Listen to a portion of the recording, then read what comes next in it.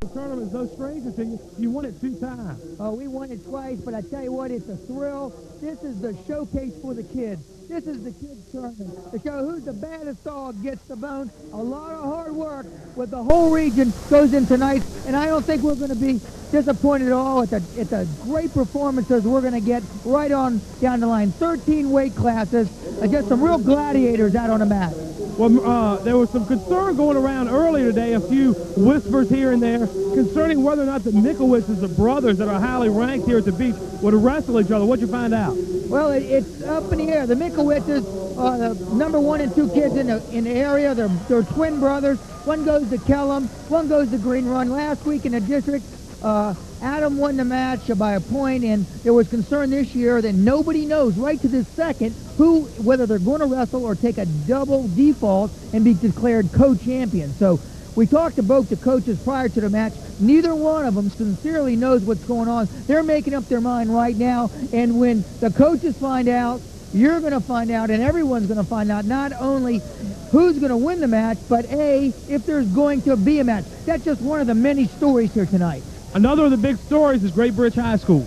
Great Bridge High School. What can you say about them? They won the district dual meet championships. They won the regional duels. They just won the state individual team championships, and they just put the regional jewel in their crown. They're the regional champs. And I talked to Stephen Martin prior to the tournament, and this is what he had to say.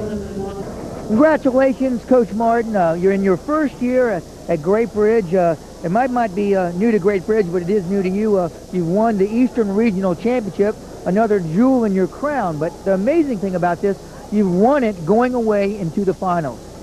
Yeah, it's nice to be able to relax going into the finals.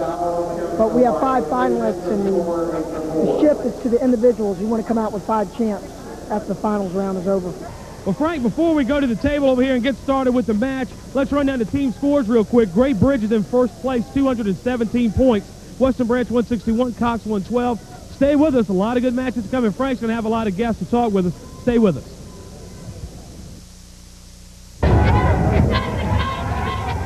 Hello, everybody. Here we are at Green Run High School, underway the Eastern Region Wrestling Tournament. And, Frank, you have a special name for this thing. No question about it. Welcome to the Rumble of the Regionals 1992. On the mat right now from Kempsville in the all-red suit is Brian Miller.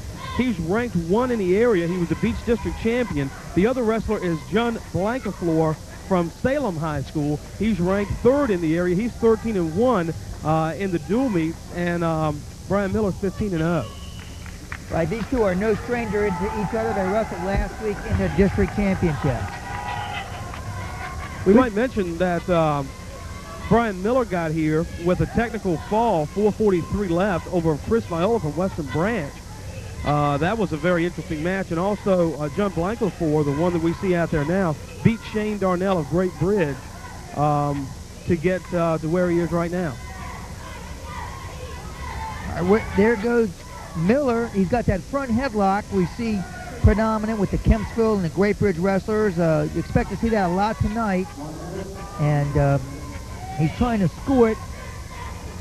Oh. But he's not really in the right position, and so they're probably going to call a stalemate on that. And that's what they do. Frank, I mentioned, and I was wrong, but I did say that the wrestler in the all-red was from Kempsville. That's not the case. The wrestler in the all-red is John Blankafleur from Salem, and the wrestler in the gray and red is from Kempsville. That's Brian Miller. A lot of beach wrestlers. Oh, it's got him on his back. Miller's got him in trouble. Going for a fall.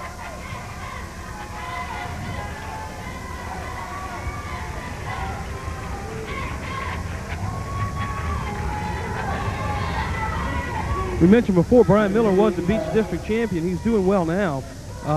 But John Blankafleur, no slouch either. He's an honor roll student. He won the York Classic in 1991. In 1992, he was the Beach District runner-up. Right, but Miller's got a 5-0 lead. This is a regional. This is a different ball game, Pam. You're in the regionals. It's the team score. The team score is locked up, and so the important thing here is how the kid can do it. The coaches are doing some pure coaching right now, just trying to get this one kid through. They're not trying to hold back. They're not trying to get it for a tie.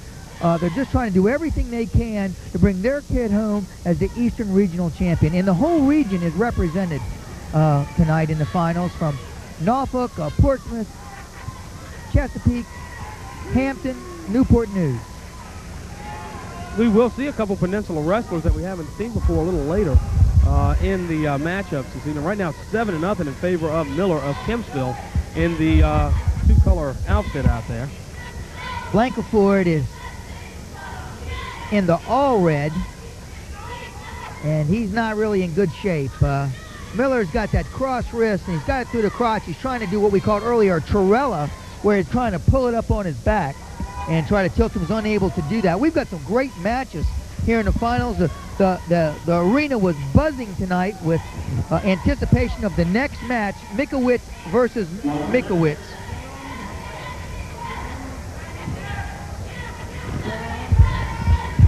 .54 seconds to go now in this first period. 7-0 in favor of Miller. But no one knows what's going to happen. We talked to, just a few minutes ago, we talked to Dan Butler, and he had a plan for what happens if these kids didn't wrestle. We're going to know just in a couple of seconds. We did talk to the coaches, and we're going to try to get a cutaway to both Kevin Michaels. And he does a cradle, and he spun it through. That's just how you're supposed to do it. He slipped to his cradle. He looks like he's in trouble, but he's really not. This is where Miller wants to be. You'll see him kick back. Oh, there's Blankaford. It's a nice reversal by hanging tough in there. Brought his head up. That's 9-4 now in favor of Miller. This is an all-beach final here in the regionals. Brian Miller beat Chris Viola of Western Branch. Both of these guys beat Southeastern District opponents. Blankaford beat Shane Darnell of Great Bridge. Well, that was the end of the second period. It's 9-4. That was in the semifinals. Right. That's how they got here. Got to keep it right. Yeah. Well, they've got to go through, win 3 matches to get to the finals. Right, exactly. And throughout the tournament, we'll try to tell you the road of what they did to get in the finals, their first round, quarterfinals, semifinals, and eventually what takes them to. And during the course, we're going to try to get a word with a few of the champs.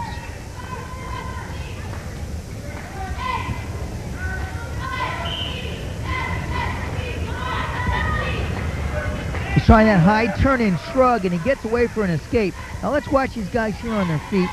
Good defense by Blankaford. He's got his hands, and he's kind of looks like he's got his on his horse running a little bit, but he's doing all he could to keep Miller off. Miller's in deep, and I think you'll see him convert to a score there. That edge is important. Referees are both positioning themselves. He's got to get his toes in bounds, and he did not. He did score the takedown. He had to have his toes in bounds, just like they do when they catch a pass in the NFL. The team score is not in question here tonight in terms of the champion. Which it looks like, of course, Great Bridge High School will be the champion. They're up, over 40 points. That's 56 points they're ahead by. They did well all through the tournament. In fact, I believe they advanced all their wrestlers to the state tournament. No, they advanced 9, and they're in great shape. The year we won the state championship, we only advanced 5. Mm-hmm. So they've got 9, so they've got a lot of guns to score points with them in the finals and at the state tournament. What's important in these tournaments is to score big early. And Great Bridge did score some big points and scored from every one of their wrestlers and placed. So it was a nice roll by Miller. Kempsville, a nice deep roll. And he scores 2, and he's got back points. He just took him right back over to try to keep him on his bounce. Bounce him off his back, that's what I'm saying. 15-6 is the score now in favor of Miller. Kempsville. Right, Miller's really throwing a lot of ammunition out there. Hey, the best defense is an offense. And Brian Miller is definitely showing a lot of offense with a 15-6 score here late in the third period.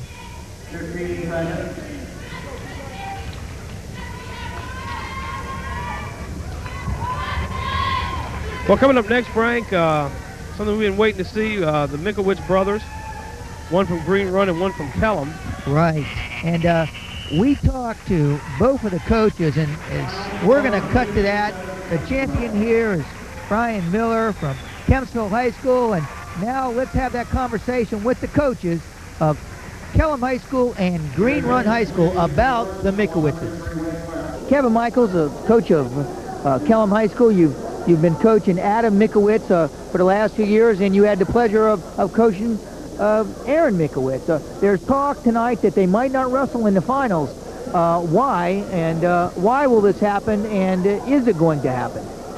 I wish I could give you an honest answer on if they would wrestle tonight and what would happen if and when they do wrestle. They've talked in the past about double defaulting, about one defaulting in the district and the other defaulting in the region, then wrestling in the state meet. After we weighed in this morning, we worked out for a little bit after we got something to eat, rolled around, and I asked Adam, I said, well, what's going to happen tonight? What are you going to do? He said, well, Coach, I really don't know. I said, are you going to default? Are you going to wrestle? He said, we're going to talk about it, and we'll let you know tonight. It seems to me that blood's thicker than water, and whatever they decide, I'm glad to go with, because next week's a meet that really counts. What you have here in the Eastern region is two of the best kids in the state, probably two of the best kids in the eastern part of the United States. Interesting matchup is definitely the key. Who knows who's going to come out ahead? When they do wrestle, these two guys are two of the toughest kids I've ever seen in the lightweight. How do you prepare Aaron Mickowitz to wrestle Adam Mickowitz? I mean, in the mat room, and how do you go about talking to him? In an hour, he's going to go home and look at him. Well, you don't talk about those kind of things. You just talk about preparing to be a better wrestler. You let everything else take care of its place. You don't focus in on the fact that he's a brother or something like that. That's not the important issue. The important issue is to train the athlete, make him as good as possible, and just let the rest take care of itself. All right, Frank, it looks like they are going to wrestle. They're out there strapping it on. Boy, this is going to be something. These two brothers, Aaron from Green Run in the blue is ranked 1 in the beach. Adam Mickowitz's brother in the black from Kellam is ranked 2. All right, Kempsville just moved into 3rd place, by the way, with those team points. Okay. So they move up ahead of Cox. So now it's Great Bridge, Western Branch, Kempsville. And the score there is 112 to 113 in favor of Kempsville to take 3rd place. And this is we're lucky to have this match. These are two brothers, the first time any brothers have ever wrestled each other in the regional finals. And they just wrestled last week in the district finals. That's Adam, I believe. Yeah, Adam's from Kellam. He's a wrestler in the black. He's right. He's on defensive. And then Aaron was in on the deep single and did a whizzer out. Now watch these guys. I don't think it matters anymore who's a brother. They're just intense on the technical things that they need to do. It's just body language at this point. When this match is over, I'm going to go talk to both of these wrestlers and ask them about their exciting season that they've had in this particular match. 1:10 to go in the first period. Still no score. Low single by Mickowitz. Guess which one? That's tough. That's tough to call, huh? This was the only one anybody could say Mickowitz is going to win this match. No question. And someone has to the cradle. Ooh! I doubt. I got 2 pennies in my pocket, but I doubt if you'll see a pin for a lot of reasons, because no matter what happens, he's still got to go home tonight. Yeah, that's right. There's 2 takedown points for Aaron from Green Run. There was a concern that in case they didn't wrestle tonight, that Mom late tonight was going to get the whistle and they were going to wrestle in the living room and decide who was going to be the champ. Well, that's a little tougher. Those rug burns will get you every time. That's right. There's Adam. He's It's 2-0 right now in favor of Aaron of Green Run. He got 2 points in the takedown earlier. Right. This will be a very close match again. Don't expect it to be more than 1 or 2 points. It'll just be a lot of riding and cutting, and no one's going to get in a position to. I doubt it. I mean, I really doubt if we. I could be wrong though. I mean, how many times have you held your little brother down and won't let him go, right? But I don't know who's the little brother there. Obviously, one had to be born first. There's an escape point for Adam of Kellam. And then And that's going to end the first period with a score 2-1 in favor of Aaron of Green Run. By the way, Aaron of Green Run is the #1 ranked wrestler at the beach. His brother Adam is the 2nd ranked. And we might mention, people might be wondering how in the world brothers are wrestling at 2 different schools. We might mention that the one at Kellum, Adam, went to Kellum so that he could participate in ROTC. That's the school you go to if you're going to take ROTC. So that's how they're wrestling for 2 different schools. both are coached by 2 excellent beach coaches, veteran coaches. Jack Harcourt's been in wrestling for years, and as we know, was won the Beach District Tournament and the dual meet season. And he's at Green Run, and Kellum is by Kevin Michaels, who's been a veteran of many wars here at the beach. We might also mention that both of these guys are seniors, of course. They're both 17 years old. Adam is 23-1, and Aaron is 35-0. And his one loss. So that's his overall record. I'm sure, well, 23-1 is probably his overall record, too. There's almost an escape. He cuts him back. Nice move by Adam. Aaron. I'll get him right sooner or later. Well, by the time, it'll be too late because it's already the 2nd period. I mean, Mama. Aaron Mikowitz, by the way, 1992 Beach District Champion, 1991 State Runner-Up, and 1991 USA Wrestling All-American. The score is 2-2. It's a tie. It's anybody's ball game. I expect it to be tied going into the last 30 seconds. And don't be surprised if who knows what's going to happen in this one. The coaches are just watching. They're as much of a spectator as everyone else because they're both great kids. And I was present when Jack Harcourt talked to the boys, and he said, hey, look, whatever you want to do, whether you wrestle or not, we're with you. And this decision, which I think was a real credit to the coaches, was totally made by the wrestlers themselves, whether they chose to participate in the finals. Even the athletic director, Dan Butler, told me prior that if they decided not to wrestle, he was going to flip a coin to see who was the winner in the dead center of the mat. Oh, man. That's right. I guess you'd rather put your destiny in your own hands, I guess, than there's on a flip of a coin. 2 points for Aaron. Adam scores 2, makes it 4-2, and then a quick escape by Aaron, so it's 4-3 going into the 3rd period. And guess who's down? Aaron. Somehow I'm not surprised to see that. Aaron's down with 4-3. Let's see how quickly he gets off the bottom. You'll see him they'll get right back to his feet, and this match will be decided in the last 10 seconds, where I think you'll see both brothers go, okay, it's tied, 30 seconds to go, let's see who's got the best takedown. That'll be the champ. Everybody's happy. We looked for their parents, and both their parents chose not to watch this match tonight because I don't think that they wanted to, if they are here, we weren't able to find them. So the score is 4-3 in favor of Adam. He has 2 escapes and a takedown. Aaron was ahead for quite a while. He had a takedown early and then had to score an escape to come up with 1 more point after his brother's takedown. Now, I don't know. This could be for the regionals here. They don't really look like they're putting the performance on they have in the regional so far. Of course, the rest against their brother, but Aaron won in the semifinals by technical fall. There's 2 reversal points for Aaron. Right, over Doris of Great Bridge in a technical fall, which means he beat him by 15 points in 2 minutes and 13 seconds, which is a lot of points on the scoreboard in such a short period of time. Score is 5-4. Now inside 1 minute to go in the 3rd period. And Aaron got that reversal, and that put him up 1. Boy.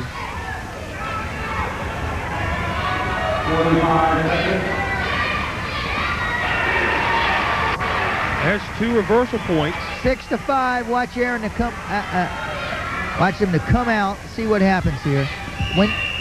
I think what you're going to see, no matter what happens, is you're going to see a standing ovation by this crowd here. Identical twins. Only thing different is the color of their uniforms.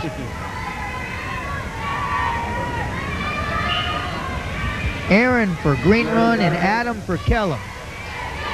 Very good. Got it right. Trying to get up here and face him. I mean, he's going to 16 seconds to go. 16 seconds to go. I think going to go overtime. Watch this. An escape for Aaron will tie it up. They're going to go overtime. How? I'm, 6-6. The crowd's going, appreciating this. They're going to go overtime. You kind of wonder a little bit about this. These guys are good at this. I'm sure they've had a lot of time of practicing it. 16 seconds to go, and when somebody gets an escape to tie it. Now, the problem is, in overtime, there has to be a winner, unfortunately. And for them, 6-6. Now, they're going to wrestle 2 minutes now. And if anybody scores, it's over with. Now, they could do it. They could really be doing it here. Whoever scores in overtime wins the match. I mean, maybe the kids know something we don't know. Perhaps. As soon as this is over, I'm going to be Matt's side and talk to both the kids, Minute 30 to go. both the Mickowitzes about this match. Our next match at 112 was going to be a doozy. Sure is. We'll see. Well, this is 112. I mean 119, excuse me. Yeah, 119. We'll see Jason Denton from Indian River. He was the #1 ranked wrestler in the Southeastern District and seeded #1 from the Southeastern District. Mackey from Maury was rated first in the Eastern District and was seeded first from that district coming in. So that ought to be quite interesting. But this is the story of this tournament right now. One of the many stories we have right here at the 112 pound weight class. Aaron Mickowitz against Aaron Mickowitz. Identical twins, wrestling for different schools. Only loss was to each other. Well, one loss. And next week, don't be surprised if we see the repeat performance of this. 34 seconds to go, and overtime is still done. How about if it's overtime at the end of this? We play it. Well, they go where one guy has to pick up, or one guy has to be down. Okay. And then one guy has to be down, and if you ride him out, you win. If you escape, you win. So it's a forced situation. And like I said, I'm not surprised that that it's in overtime. Wish I could be this right about everything. Yeah, that's right. Stalemate. 13 seconds to go, so they're going to go into the next period with the score tied. Well, unless 13 seconds is a long time. There it is. If he wants to score here, they're going to stalemate each other out. There's a lot of pressure in there. This is for real. 2 seconds, 1 second. That's the end of the overtime. Okay. And that's the end of the first period of overtime. Right. And it ends just like it started, 6-6. This is interesting. They think neutral. He's going to take down. That means he's got to ride him. 30 seconds. If Aaron rides him out, he wins. Right. If Adam can get an escape, obviously he's won by a point. Right. So it's but well, Aaron's the one on the bottom of the green run. If he reverses him, if he scores any point, right. So all he's got to do is score.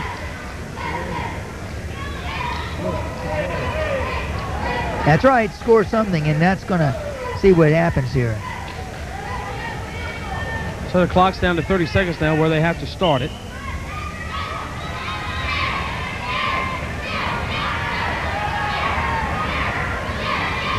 Seconds. Got his legs in. Now, that's a good sign.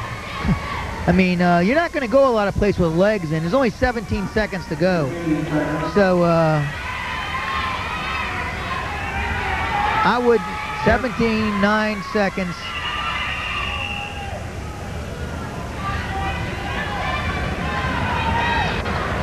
I'm gonna go ahead and get in position here to see what happens. So Aaron Mickowitz here will try to escape or get up or do something, and that's all he's got to do to win here in overtime. He's not able to do that, so the winner is his brother, Adam from Kellam. He wins in overtime, and indeed Frank was right. The crowd goes to their feet here at Green Run High School. These two identical twins wrestling to the last possible second. Really, the score is tied 6-6, and the winner ends up being Adam Mickowitz from Kellam High School in double overtime, or the second overtime period, which only lasted 30 seconds. Aaron really seems to be upset. He obviously fought his hardest. But the consolation is these two guys will go home together, and the real consolation, of course, is that they're both going to state. Frank is over now. He'll talk to Aaron, perhaps. Aaron of Green Run came over to this side of the match, so he'll be talking to him in a few minutes. So coming up at 119, which is what we're preparing for here, we'll see Jason Denton. He was rated first in the Southeastern District coming in from Indian River. And we'll see Mackey of Maury, who was rated first in the Eastern District from Maury.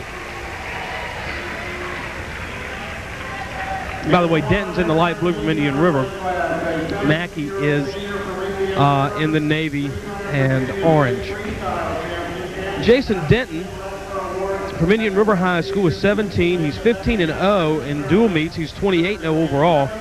Ranked 1 in the area. He's a 3-time Virginia State Freestyle Champion. He's a champion and Outstanding Wrestlers Award at Pennsylvania's prestigious Bethlehem Christmas Tournament.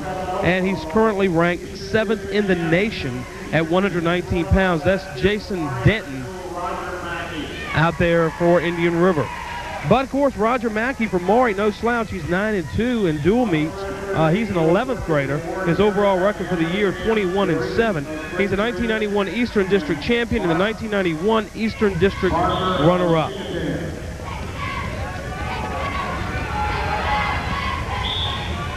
Barlow will take advantage.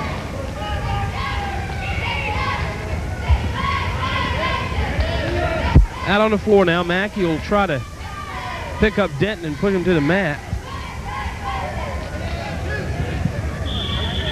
And they go out of bounds before any points are scored. Already almost 30 seconds off of the time, 1:34 to go in this first period. Both of these wrestlers outstanding, obviously. Even though Mackey was rated or seated first from the Eastern District coming in, he is not in the top 3 in Tidewater. Denton, however, is at 119. He's ranked number 1. Minute 18, no points scored yet here in the 119 weight division. Coming up later, we'll see Reeves and Kane. Kane from Gloucester, the first Peninsula wrestler that we'll see. And the wrestlers go out of bounds again. They'll come back in. And a stalling warning is given to Denton, as you see the referee with his fist raised. But no points will be awarded for that with 1:07 to go. Down to 1:06, 5 in this first period. No score yet. And even though Mackey is unranked in the area, he's really showing well. But now Denton will get the 2 points for the takedown here in the first period. And he's already got Mackey on his back. How quickly things change. He's got Mackey on his back, and he's going for the pin. He has 45 seconds to go. And the referee will check him closely to see if that shoulder does indeed hit the mat. 37, 36 seconds. It's 2-0, and that's it. That's over, Frank. You missed it. Jason Denton pins Mackey of Maury for the win at the 119 weight division.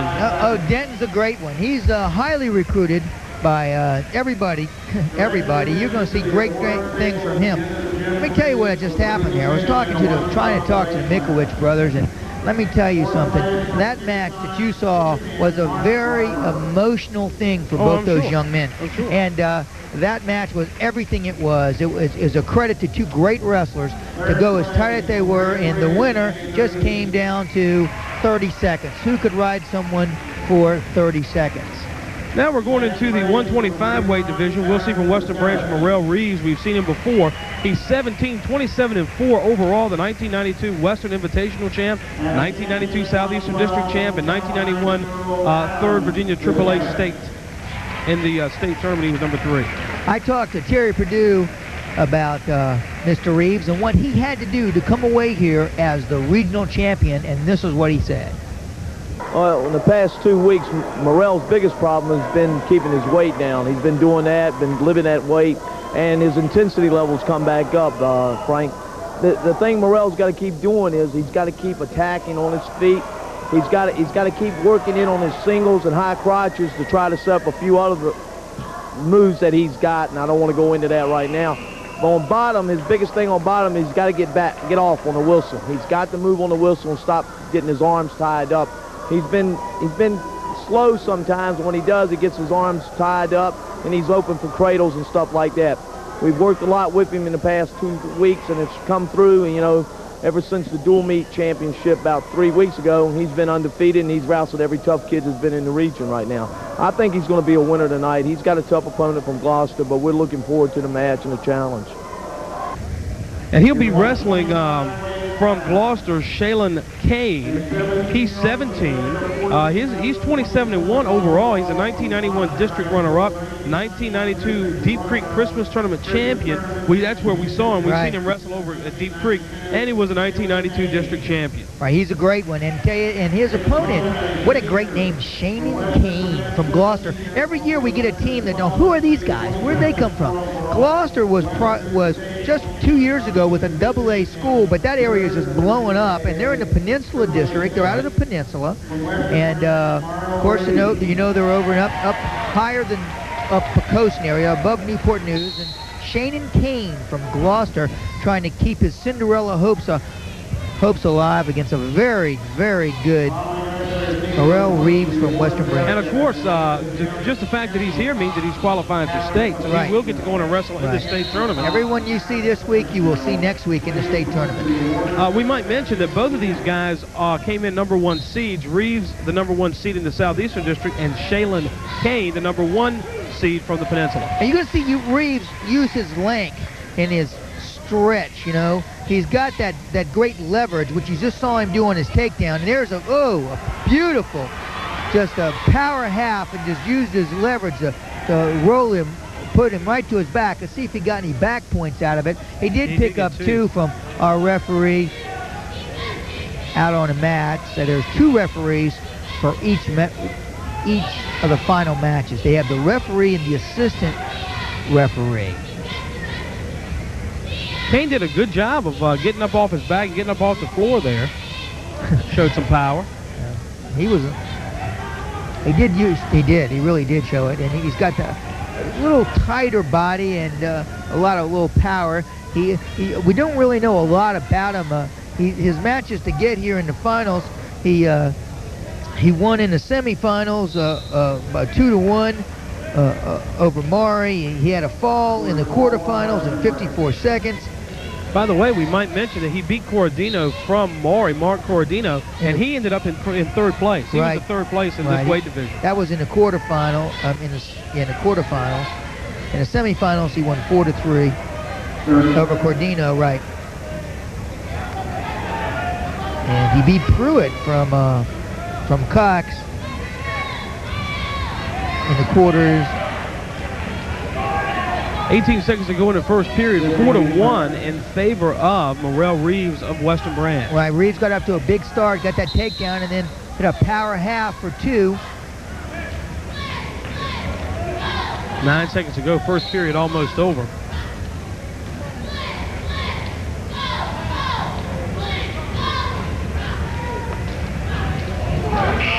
That's the end of the first period with Reeves up 4-1. Not without some excitement, though. He almost had Shaylen Kane of Gloucester on his back. In fact, he did have him on his back. He got 2 near fall points for it. But he is yet to pin him, obviously, because the match is still going on. That's right.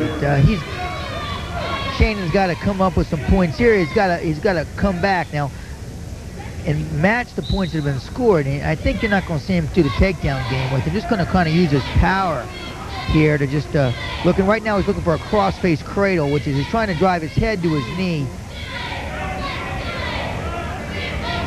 See, he's got his arms pried, and he's going to try to whizzer him right to his back, but that leverage isn't going to work there. Okay, he's got to keep his hips down. It's a great shot by our cameraman. He's just bringing him up. He's coming up. He can't get too far. He's got that length to go against you. He's in great position here. Should get the reversal fairly easy, right? Indeed, he does. Nice, like a opposite side step. Lift his head up and convert it to a takedown. He's got, you can see that arm through the crotch. You can try to pull it through the crotch, do a false cradle.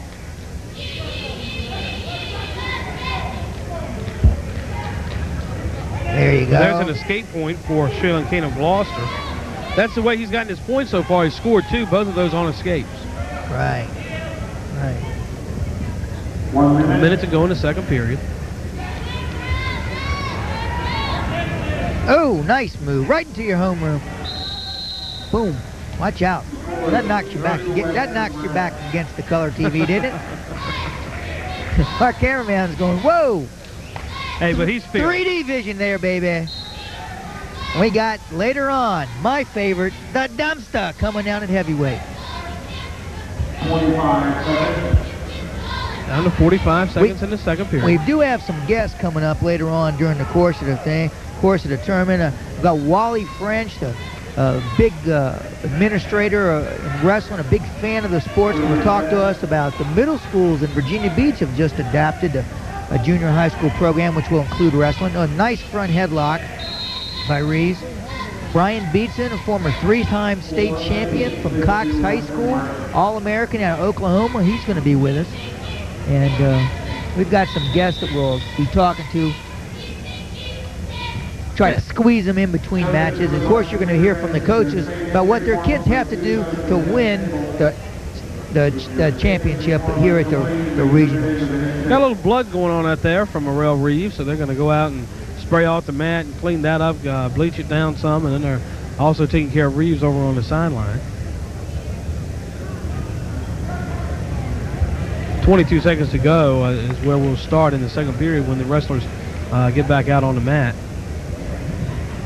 Obviously, he was dropping some blood all the way over there because it seems that the guy with the rubber gloves on is following a trail.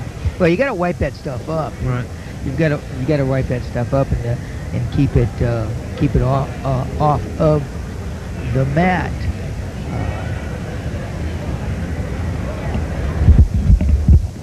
62 in the second period. We're at the 125-pound weight division. Morrell Reeves and Shaylen Kane report back to the ring or the mat. I always want to call it the ring. I don't know, maybe ready for some boxing to go on or something.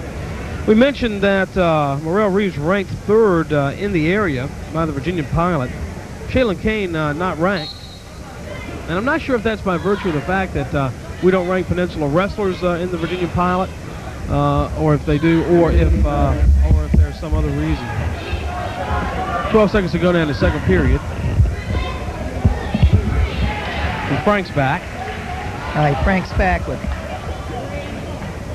with one of our first guests, Doc Concrite. Doc has been with the Cox High School program for years. Doc, you've seen many of these regional championships.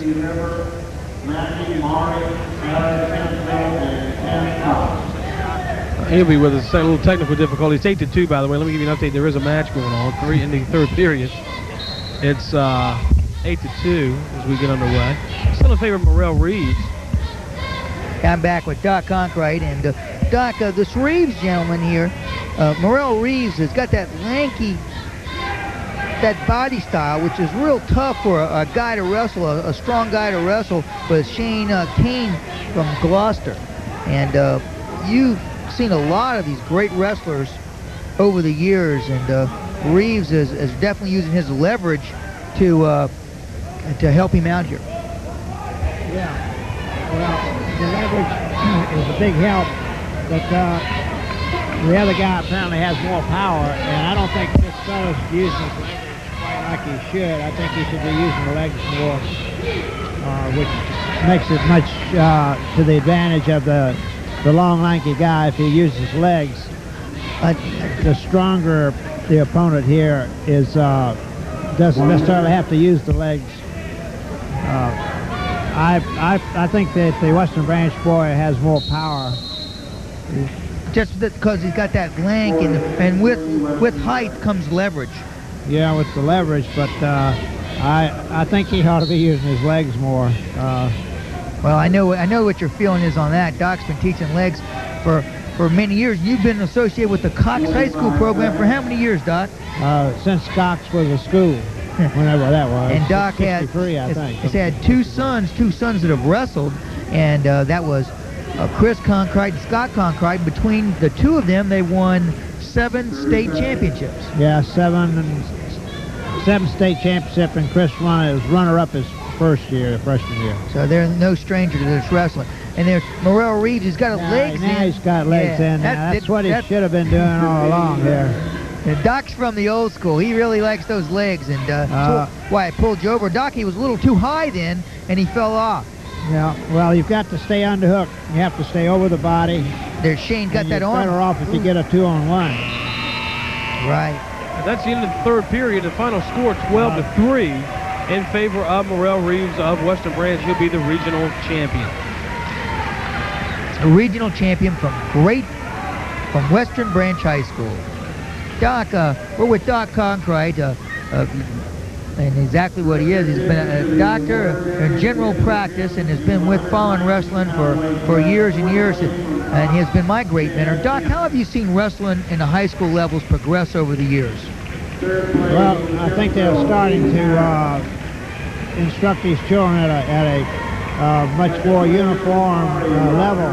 Back when my kids wrestled, you had to take your kids to camps and to go to various places all over the state in order for your kids to get any experience. But now they've got clubs all over the city, and it's opportunity is there all year round. So there's really not any excuse for a kid by the time he gets to high school to know all the fundamentals.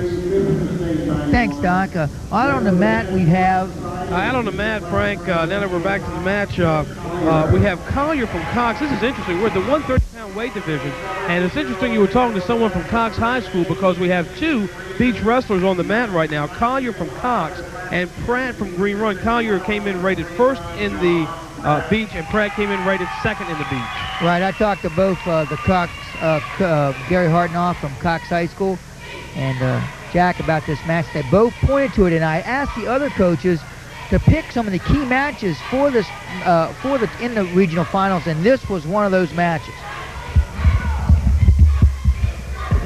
Let's take a look at these. Both of these wrestlers at 130 are ranked in the top 3 on the south side.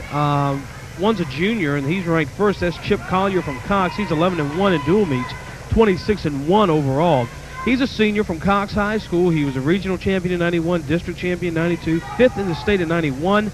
And good student, too, National Honor Society member, and also senior class president. That's Chip Collier from Cox, popular guy and really a moving force over at Cox High School. Tied for third place in the Southeastern District is his opponent from Green Run, John Pratt. He's 30-8 overall. He was a 1991, he was 6th in the Eastern Region in 1992. He was the champion in the Islander Classic in 1992. He was the Beach District runner-up. It's interesting. He's just a junior, and he'll be back tied for third in the area. You can expect John Pratt to be a name that we'll hear next year when we're here at this regional tournament. 45 seconds to go in the first period here at 130. No points scored yet. Both just kind of chasing each other around. And what Frank said is seeming to come true. He said this would be a key match, a very close match, and indeed it has turned out so.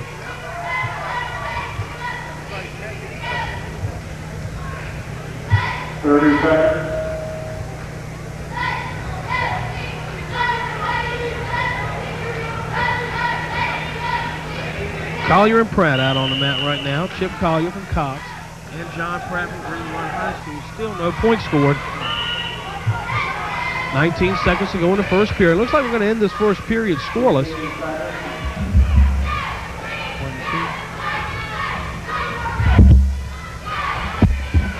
8, 7, 6, 4 seconds. And I was right. We are going to end pretty much like we started 3 seconds ago. They go out of bounds and they'll come back to the center. Looking at this 130-pound weight division, if I can find it in my beautiful purple program, Collier won by beating Jay Brigagna from Salem, Jerry Lewis from Oscar Smith, and Sam Schindel from Warwick. John Pratt won by beating Smith from Maury. He also beat Brett Thompson from Western Branch, and he also beat Tom Pasley from Bethel High School. Well, that's exactly right. I'm sorry to be absent, but I just talked to the Mickowitzes, and as soon as this match is over, we're going to speak to both of them about their experience here and what happened here in the final. We might also mention that the third place wrestler at 130 was Thompson from Western Branch. So he helped get a lot of points from Western Branch, and that's why they're in second place.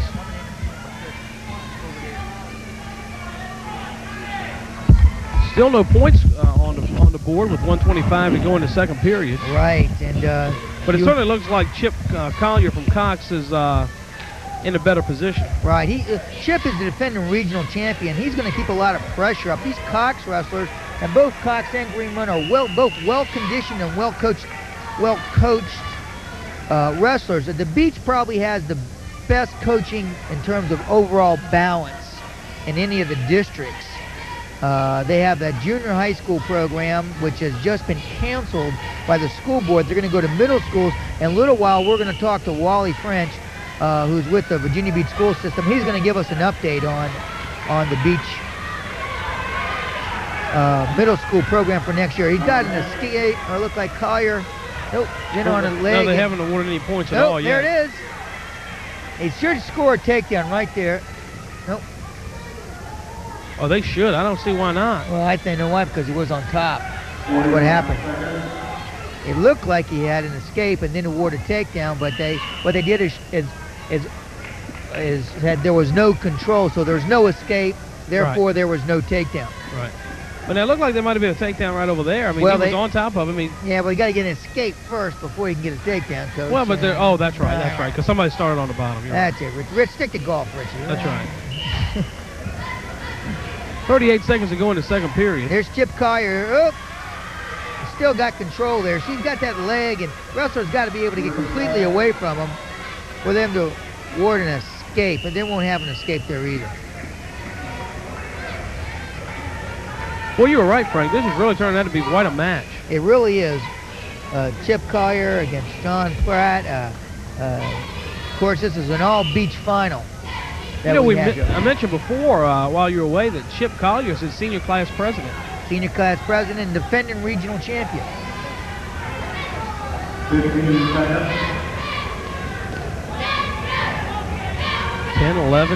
10 seconds to go in the second period. Still no score. Cox has just been unable to get Pratt on his back, and Pratt's been unable to escape. And that's the end of the second period. End of the second period, no score, but there's a lot of wrestling going out on the mats. A lot of positioning and strategy, and inches mean a whole lot here.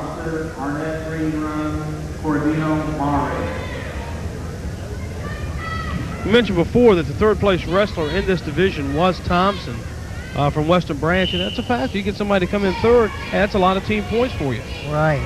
Our team scores we're updating throughout the tournament. We'll give you the scoring and how this affects us. Kempsville and Cox are in a dogfight for third place. So this is an important match for Cox High School. They have to match all of the Kempsville wins.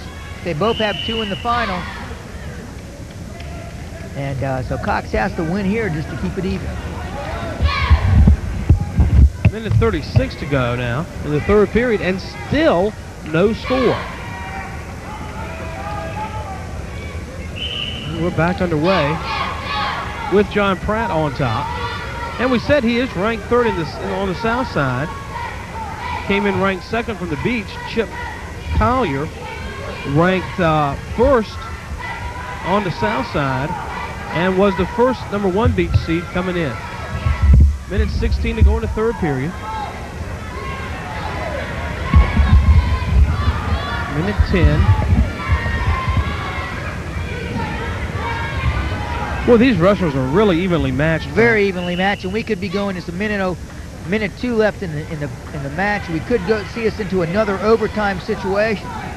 Again, stay tuned. Right after this match is over with, I'm going to talk to Aaron and Adam Mikowitz about their exciting match and the standing ovation that they got from this entire group here.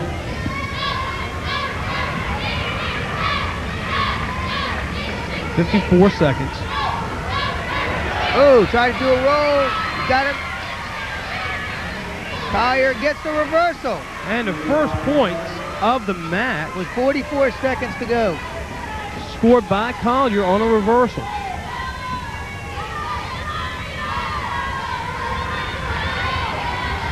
30 seconds, 32 seconds right now. 30 seconds to go in the third period.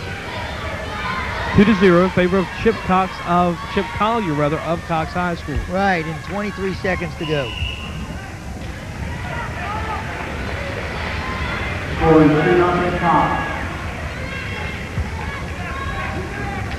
21 seconds when we get back underway.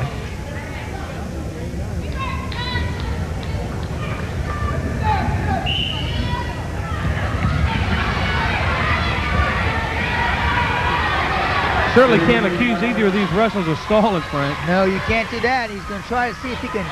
He's got his ankle. He's just going to stay right there and stalemate him out. Oh! Pratt is unable to pull it out. 1. Oh!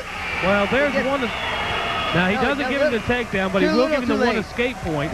So the one escape point will go to Pratt, but it's too little too late, as Frank said, in the final score, 2-1 in favor of Collier of Cox. I'm going to get with the Mikowitz. Boy, that was kind of an exciting match. All the points scored in the last, actually the last 30 seconds of the match. Coming up next is the 140-pound weight division, but first, let's go over to Frank, who's with the Mikowitzes.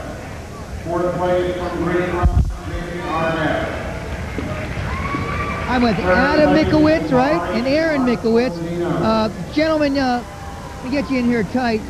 Great match. I mean, a great match for spectators. You guys are brothers. Must be a tough decision on the side to go out and wrestle out on a mat. Yeah, it was pretty tough to wrestle my twin brother in the finals. I know you didn't decide to the last second. What made you decide to go ahead and wrestle? I don't know. It's just, let's go do it. Yeah, might as well. I don't know. Well, hey, I tell you what. Go ahead. What'd you say? Well, I was gonna default, but just to let him have it. But he wanted to wrestle, so I was like, all right. Well, I was gonna. So we just both decided to wrestle, and whatever happened, and he just happened to have. It was a great match. Everybody's a big question mark. Adam, right? Adam threw the legs in late in the match. Did that surprise you? Yeah, big time, because earlier in the match, he got on my ankle and had a near wrist and kept running out to the side, near wrist, and barred my arm up. And I couldn't move, so right when I got on bottom, the only thing I was thinking is he was going to chop jam on the ankle and get the near wrist and run around. So right when he did that, I shifted the sides to counter that, and I saw a leg come over, and I was like, oh, you know, and then I looked up and I saw the clock running out, and I was like, well, I better hurry up and get out. And I tried to get up, and he just threw him in, hipped in, and started cranking on my head. I couldn't do anything, so it was too late. I'm sure everybody understood exactly what he said. It was very clear. That's that wrestling that technical part of wrestling, and you guys have been in it for a long time. When you were little guys. Yeah, I started wrestling in junior high. Junior high? Yeah, it was my 7th grade. I started my 7th grade year. I didn't start as early as a lot of other people, but I stuck with it. I liked it a lot, so I just stuck with it and kept working, trying to do my best in it. Well, the Little Kid program has been big for both these guys. You guys are real gentlemen, great athletes. And next week, listen, guys, I hope you both have the same tough decision next week in the state finals. We'll see you guys. Thanks for talking to us. All right, thanks, Frank. We're back to the match here now with 1:56 to go. And a little bit of a surprise, Woodward of Kellam, the #1 ranked wrestler from the beach, is wrestling Sydney Hunt, the #1 ranked wrestler in the Southeastern District, at 135. And right now, Woodward is ahead 4-1. Yep. Sydney Hunt, the defending state and regional champion, and Woodward is no slouch from Kellam. He's got that style where you just kind of stay. He's going to stay after you, and just was a workhorse. He's going to punish you. And great conditioned athlete, and Sydney is our finesse guy. Oh. Well, the score is 4-2 now.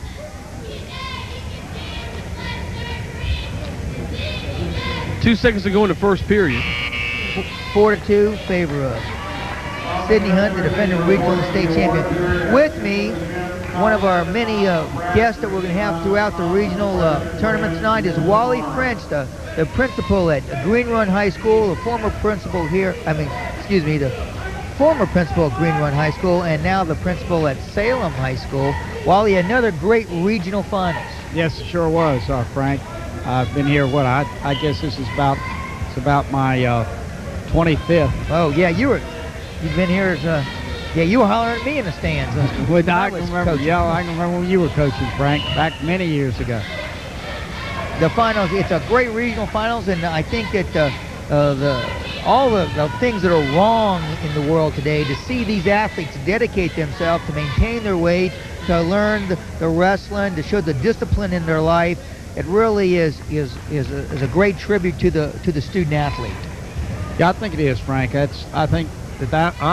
truly believe that athletics, or for that matter, student activities of any kind in the school, keeps kids off the street and keeps them in the school where we can work with them and help them to stay away from the things out there that can cause them problems, the problems with drugs and alcohol. I think if we can keep them in the school and work with them, whether it be wrestling or whether it be debate or forensics or one-act play or football or whatever it is, if we can keep the kids here, I think we can do a very good job with them and we can help them.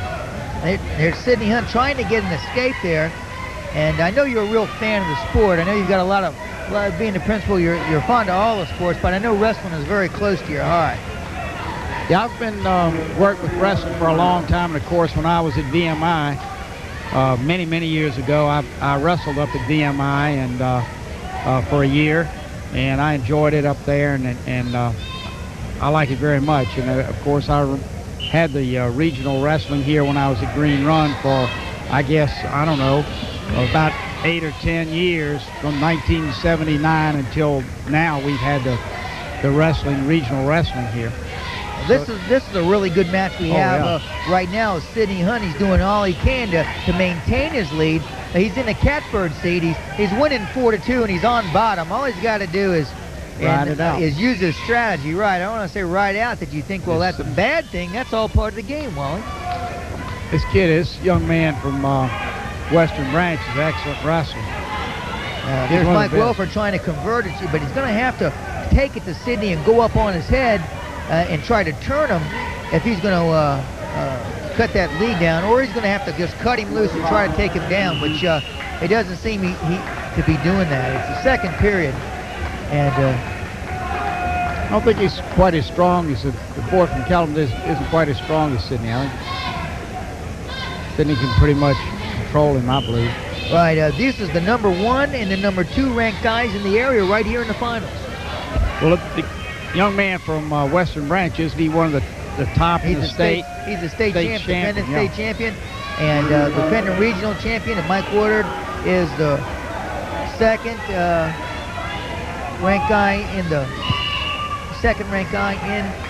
Coach Terry Perdue, look at he's yelling. He wants a stall. He yells at the officials. He's stalling. Well, but he's also winning. He's winning, the guy on bottom. So he's not gonna holler real loud. That's right, Coach. You got that right.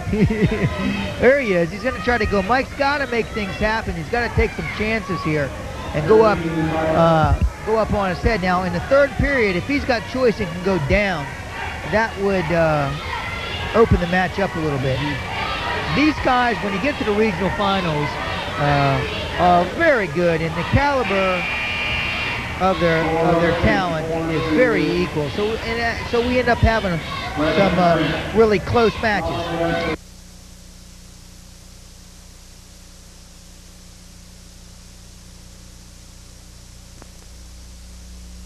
I think one thing too, Frank, the chances that these guys haven't wrestled against each other all year are pretty slim with the tournaments that we have all over the area and all over Tidewater especially. The chances are they will have wrestled each other, so they know each other pretty well by the time they get here. So it's right. Sidney's cut him loose, giving Mike Woodard an escape, which makes the score 4-3.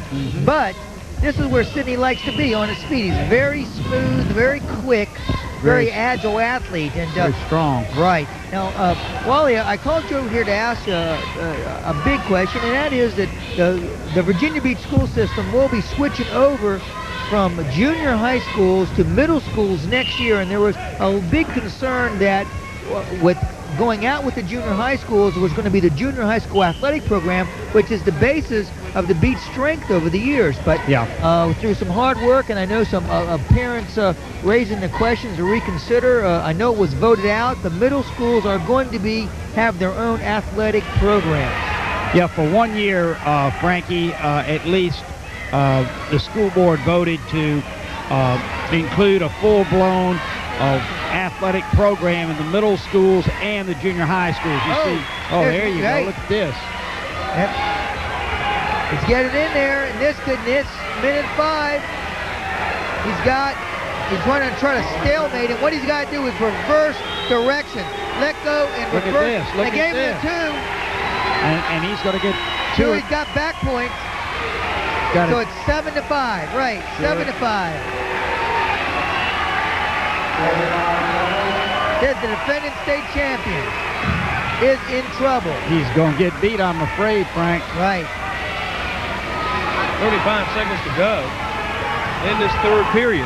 And really, we knew it was going to be close coming in. Sidney Hunt ranked number 1 in the area. Mike Woodward ranked 2 in the area.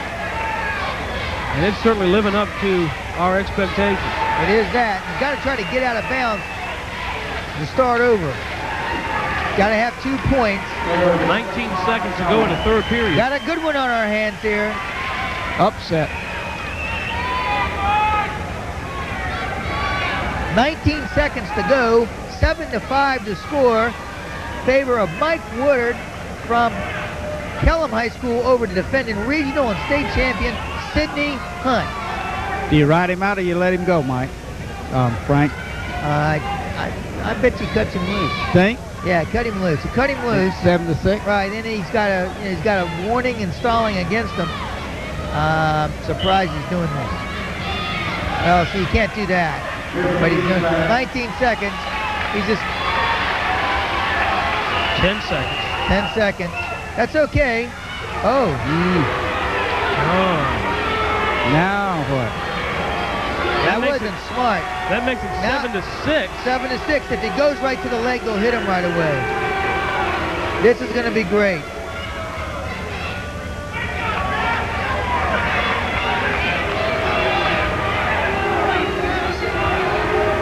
Coach Purdue's telling Sidney to sit back on his ankles and then come up. He's got 10 seconds.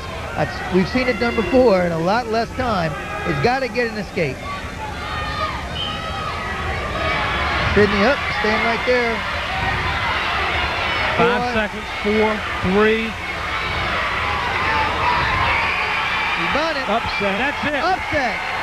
That's it. And I tell you what, Coach Terry Purdue's not real happy. He said he was stalling.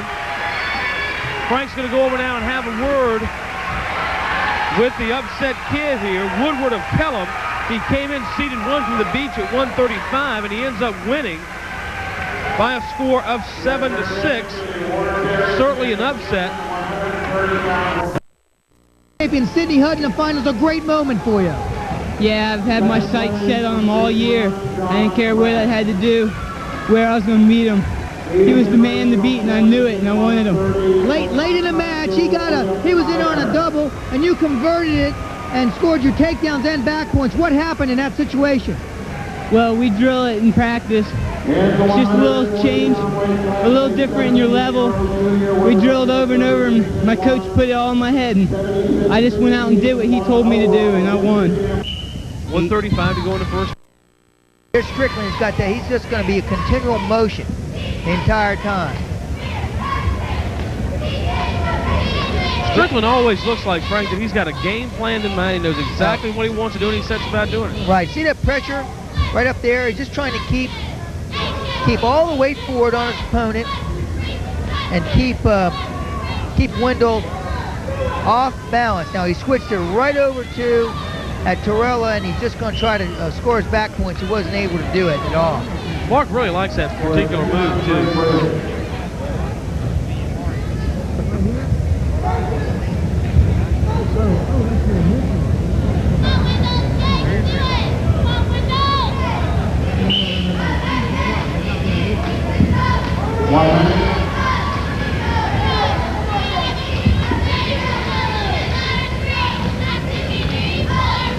is that. And we've got two fine wrestlers out here on the match. This is one a lot of people will point to. These guys have wrestled, this is probably they wrestled in the district finals, now the regional finals. They wrestled in the dual meet. This is their third match, and probably not the last one that they're going to see each other this year. You're going to see a lot of these guys in the state finals next week from this region. We predominantly control that whole tournament. There will be a lot of state champions out of this region every year. 22 seconds to go in the first period. Strickland up by 2 on a takedown very early in this period. While he mentioned about the middle schools, to finish this up, that they are going to have the middle school program at least for a year, and probably, I believe they're going to vote in March, and it's important for everyone to get out and support that it will be voted for on a permanent basis. 15 seconds.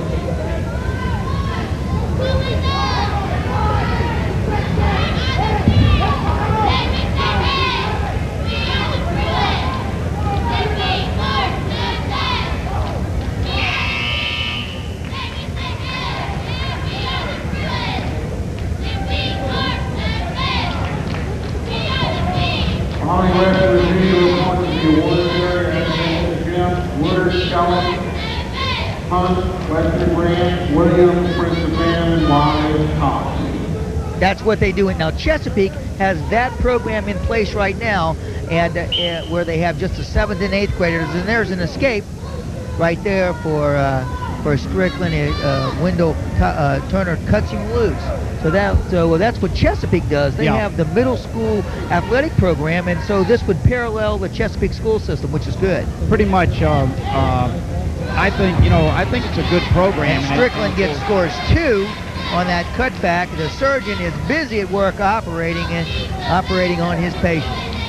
But I think really it's the whole-blown program for competition, in not only in athletics but also in other activities, is going to add a lot to the schools. I think the intramural program that we also have planned is going to be able to encompass every young person who wants to participate in an activity in a middle school. Will have something for that young person. And I think that's the most important thing, not just athletics, but intramurals, athletics, and activities. I think it's really, really important that we emphasize all of them and not just athletics. Well, we appreciate you being with us today, Thank Wally. you, Frank. And thanks for taking the opportunity to do this. It means a lot to these kids. They'll get a chance to see this on TV. And you people have always put a lot of effort into high school athletics, and we appreciate it. Well, thank you. Thank you. Just to reiterate what he said, is you got to get out there and support those junior highs and high school athletics so they can continue to have this. Just think what we would be if the lights went off and these kids in the junior highs or the middle schools weren't able to compete in wrestling or debate or in band. And this surgeon is running up the score. Sure is. He's had 3 takedowns and an escape. And Turner has had 2 escapes, so that makes the score 7-2. Oh, beautiful. That picture perfect. He did a little sweep. We saw that on one of our telecasts. He pulled the ankle and popped right up and just rolled his head. It looked like he banged his teeth. He hit it so hard it shook his eye teeth. He took that. He don't care. He doesn't. The surgeon is the surgeon. And there is a little blood off the top lip there, maybe a little, not much. 17 years old. Mark Strickland, just a junior. You know, Frank, that's hard to believe after seeing him perform 3 or 4 times this season.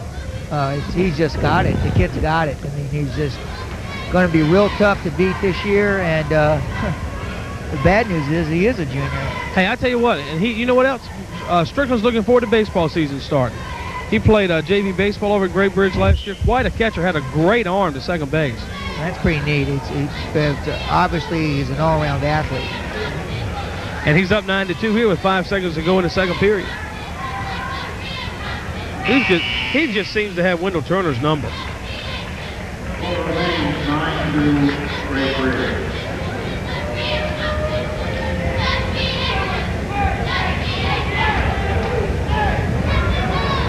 We're going to start the third period here. Strickland will be on top.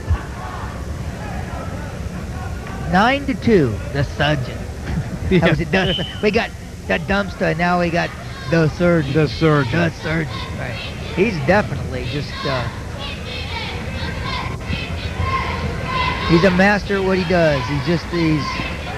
You can put a book on the how-do list, and Mark Strickland is definitely the front page. His only loss was to himself. He pinned himself, beating a wrestler by more points than you could count. And he a little too aggressive, got in a bad position, and pinned himself in the Pocosin Christmas tournament. It's his only loss. I bet that's tough to do.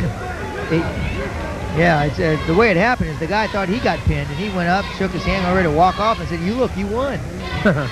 Mark pinned himself. Too bad, but you can't lay on your back. A reversal there from Strickland a few minutes ago gives him 2 more points, and that'll make it 11-4. Referee out on the mat is Gary Beatson. When the #1 referee in the region, in the Southeastern Wrestling Association. And Mike McCormick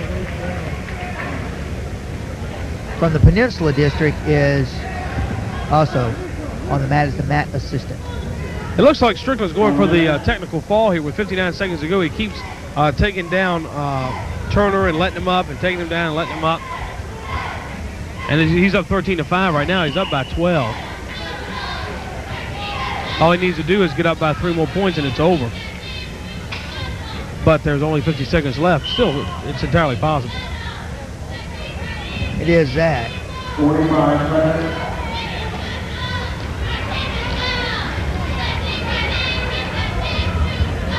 $37 seconds to go.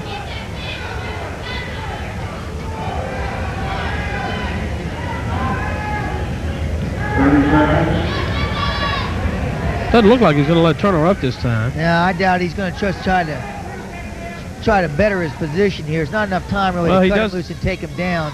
He's going to try to ride him out. He's really not in a position to turn him, and just see if Turner makes a mistake.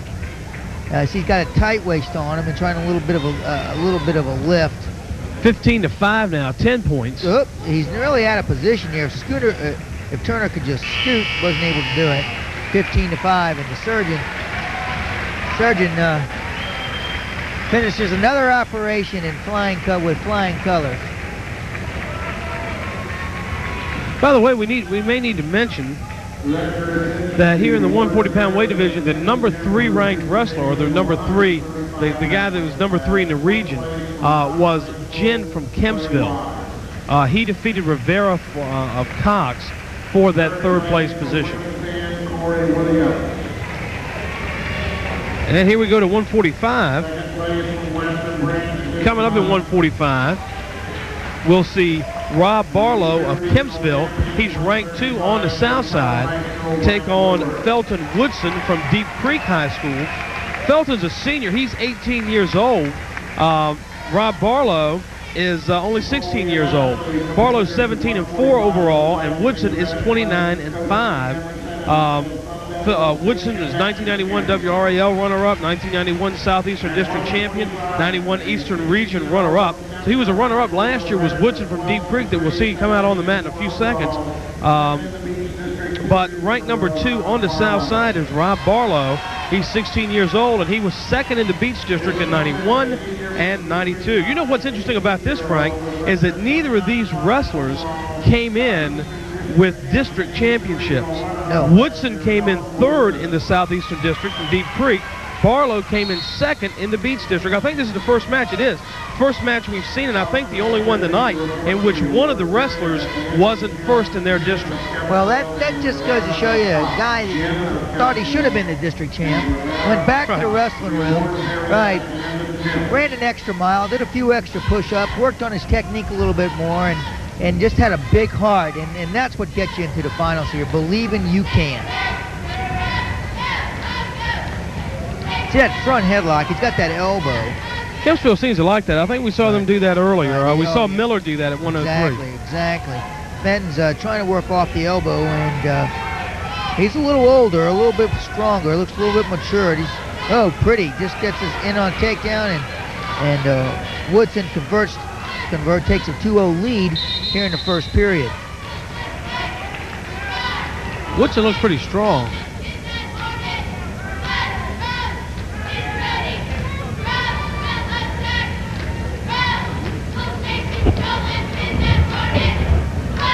Well, we're well over halfway of through this region tournament, or the region finals. It's been halfway through the tournament for a while.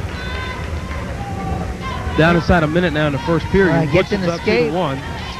Rob gets an escape, and now he's opening up a little bit, getting his motion going. He's got a Russian on him, which is, and that was a beautiful Russian spin. The guy has a Russian on you where you have both your arms on one guy's arm, on your feet, and the way to counter it is you spin around and you actually spin behind the guy. Move made faces favored by David Martin, one of the many Martin brothers. One of the many. Martin brothers. Many Martin brothers. 25 seconds to go in the first period.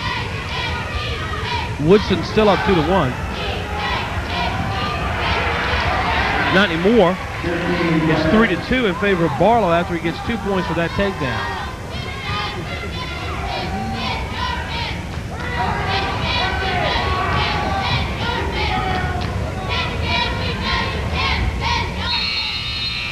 And that's going to be the end of the first period with Woodson up 3-2. Actually, not Woodson anymore, but Barlow's up 3-2 after an escape and a takedown.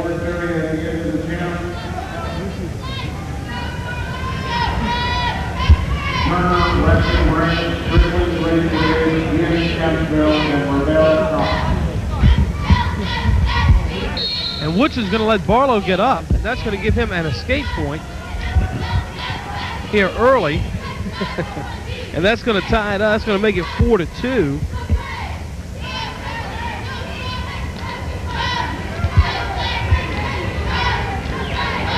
Actually, yeah, that's going to make it 4-2. So Barlow gets the escape after Woodson lets him up. Thinking, of course, that he can take him down. So far unable to do that, though, with a minute 30 in the second period. Right, he's got the underhooks. See that? Barlow with that underhook. That's an arm underneath of your arm. It's called a hook, an underhook. And Barlow is back to his front headlock. And he's got it. And he's going to try to convert it. He's going to watch him change hips. He's flipped it to a cradle. He's got his hands locked. He's got his hands locked. Heads out. He's out of position.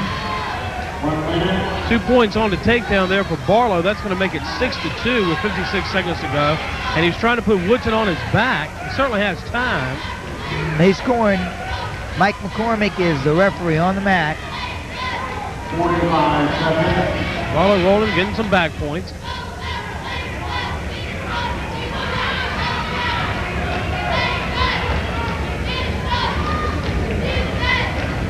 (30, 32, 31 seconds.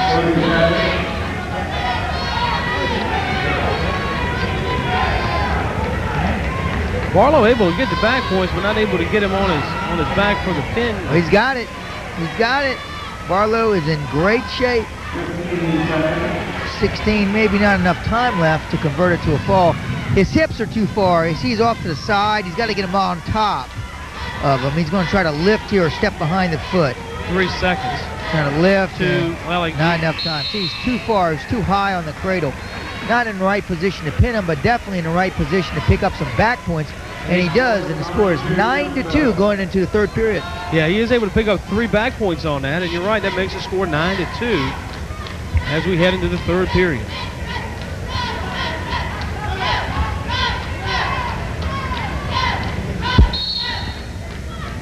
So Woodson's going to make a show, and he's got to start right now.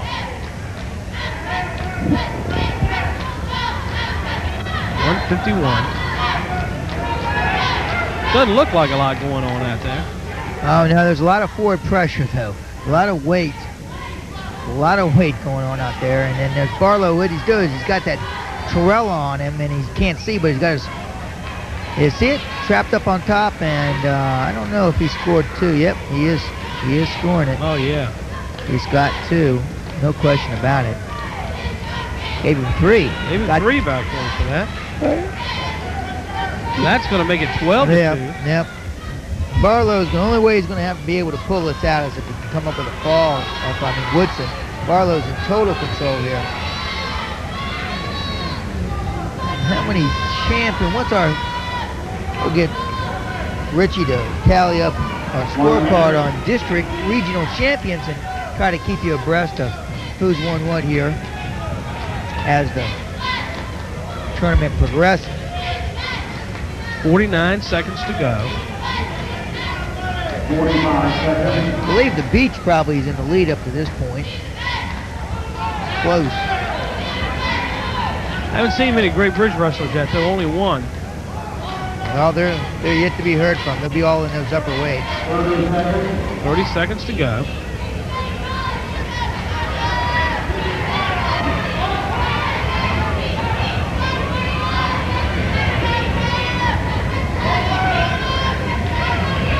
And there's that little tilty again, little tilty lifting him up. Mike McCormick is counting the points. He's got that bar. It's a real good picture of that bar. See it in there? It's called an arm bar. He's got his wrist at the bottom of the screen. Can't see, it's underneath him.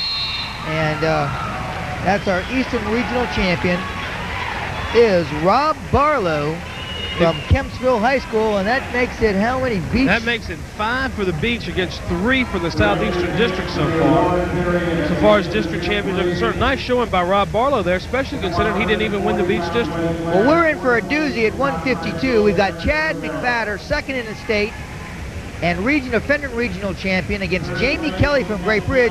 I talked to Gary Hardenoff about Chad McFadder and what he had to do to win, and this is what he had to say. Well, Chad is his own worst enemy if he doesn't go out there and open up.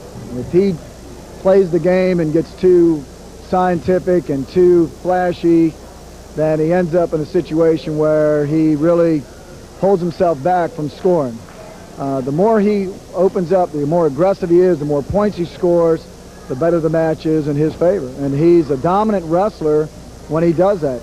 18-year-old senior from Cox High School with a record of 12-0. Just about to get underway now, the 152 weight division, and we've got a big one here. We have ranked first on the south side, Chad McFadder of Cox. He's 18, he's a senior. He's 12-0 in dual meets, and he's 27-0 overall. He was a district champion 91 and 92, regional champion last year, state runner-up in 91. That's Chad McFadder from Cox, but he'll be facing Jamie Kelly from Great Bridge, who's 17. He's ranked second on the south side, and his dual meet record 30-4. Jamie Kelly's 51-13 overall, and he was a district champion this year. So who knows what's going to happen? Well, McFadder is breaking out pay. You saw Coach Hartraff say that he just can't hold back. Chad McFadder has a habit of just type of coasting with the match, scoring 2 or 3 points and holding on. Jamie Kelly is not someone to hold on against. With us to help us with this match right now is Brian Beetson, a 3-time state champion from Cox High School, an All-American out of Oklahoma. Welcome, Brian. Nice to be here, Frank. Chad McFadder, you're real familiar with Chad's style. He's got to open it up right here. Well, Chad is just very aggressive. Chad is not a very skilled wrestler, but he's an animal. He just does not stop. He just keeps the relentless pressure up the whole time, and he's very hard to defend. He is that, but Jamie Kelly is no sitting duck by any means. He's very well coached. Of course, he comes from Great Bridge High School and the fine program they have. And believe me, they haven't been sitting on their hands worrying about Chad McFadder. They've been busy, as you heard Wayne Stephen Martin tell you in the pre-match interview, that they've got a definite game plan, and they're going directly at Chad McFadder. They're not afraid of Chad's credentials, and they're going out to win this match. They've seen him this year, and they're ready for him. They do have a game plan. Anytime you wrestle Great Bridge, you're gonna have your hands full. Chad's got his hands full tonight. 45 seconds to go in the first period. Neither wrestler able to score. Well, you can see Jamie and both of them are trying to just create an opening. Chad is very tough to score on, and he stays in perpetual motion, as did Kelly. They're kind of mirror images of each other, looking for an opening. Chad's got that head collar tie is what they call it. He's got his arm, bit of his arm in there. And this is Jerry Kirby, who is referee on the mat, and Timmy Davidson is the assistant match. Brian, by the way, is the head official of all the officials here in the Southeastern District, and these guys are doing a great job, Brian. They have. They've done a fantastic job this tournament.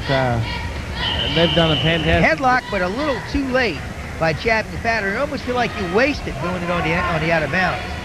Frank, you see him do it on the out of bounds like that, and they're just trying to see if it's there. You know that he knows he's going out of bounds. He just wanted to see if it was going to be there.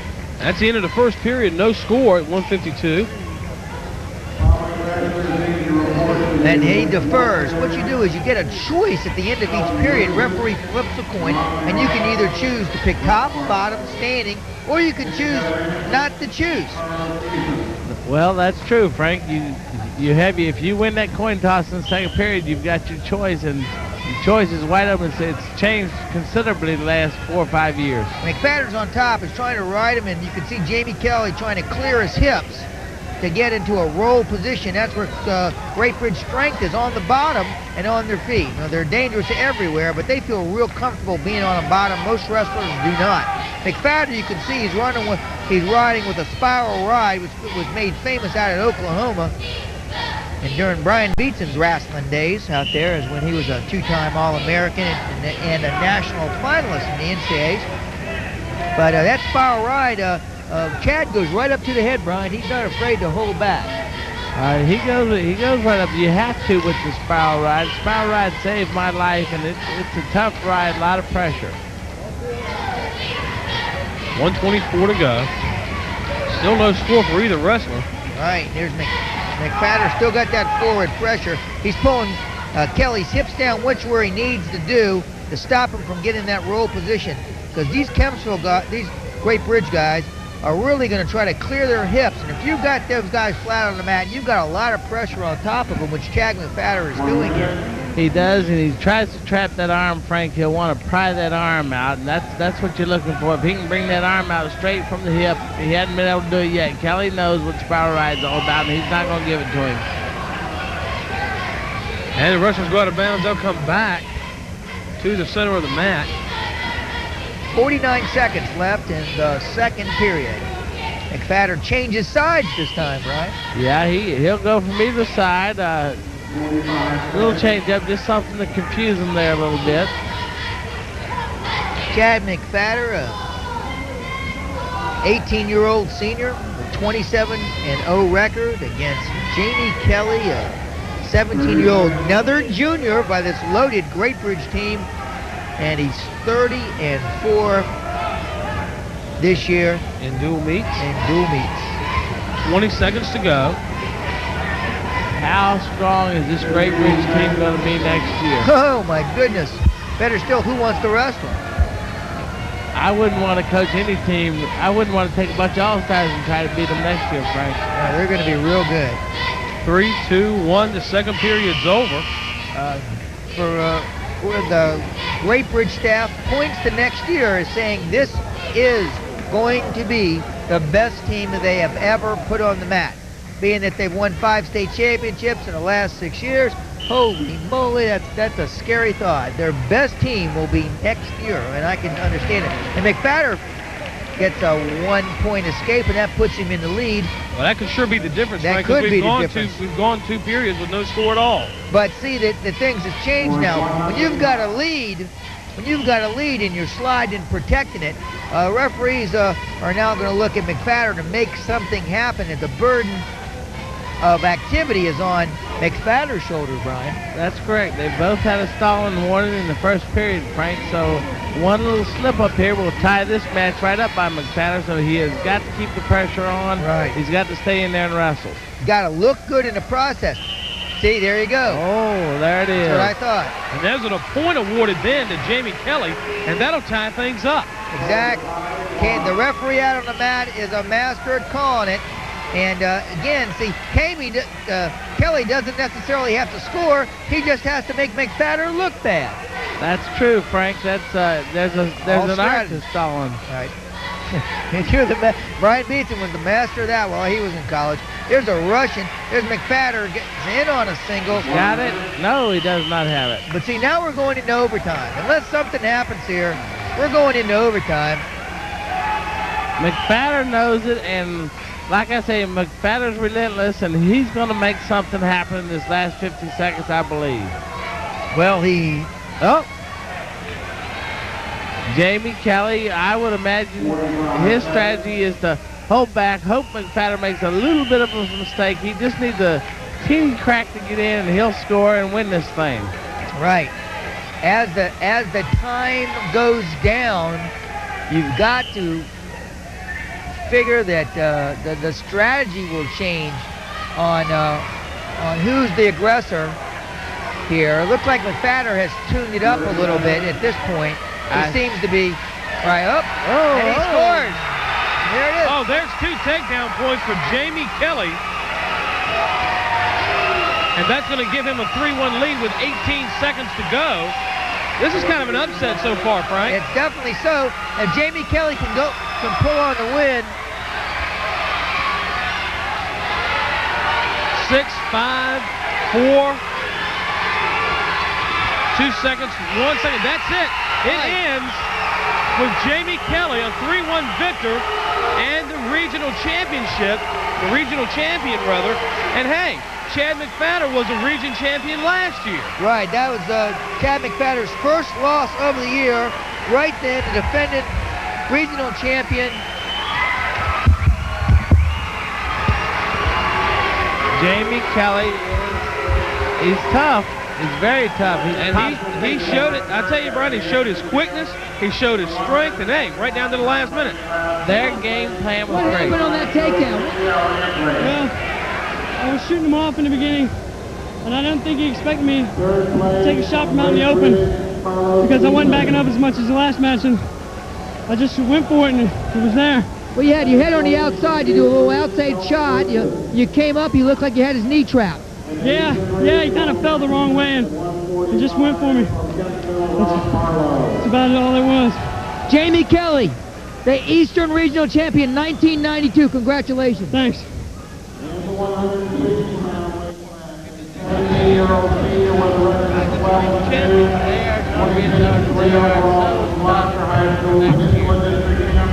You heard Jamie Kelly say, he said he thought he just saw an opening, and that McFadden he feels that McFadden didn't think he'd shoot from that far out. It was a perfect shot. McFadden totally flat-footed and unprepared, and that's what he had to do. He waited the whole 6 minutes for that shot, and he took it. Out on the floor now as we go to 160, we'll see from Norview High School, Greg Cook.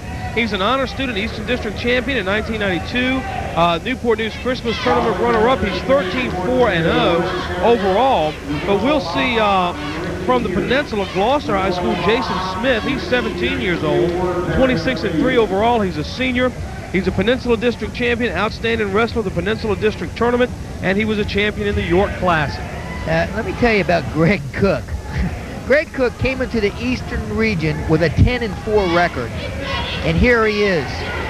Dreams right here. What a takedown. This man is wrestling with his heart and his soul. I refereed him in the finals, and he went into overtime and scored an escape with 4 seconds to go in the match to put it into overtime, and then wins it into overtime. 2-0 now with 160, 110 to go.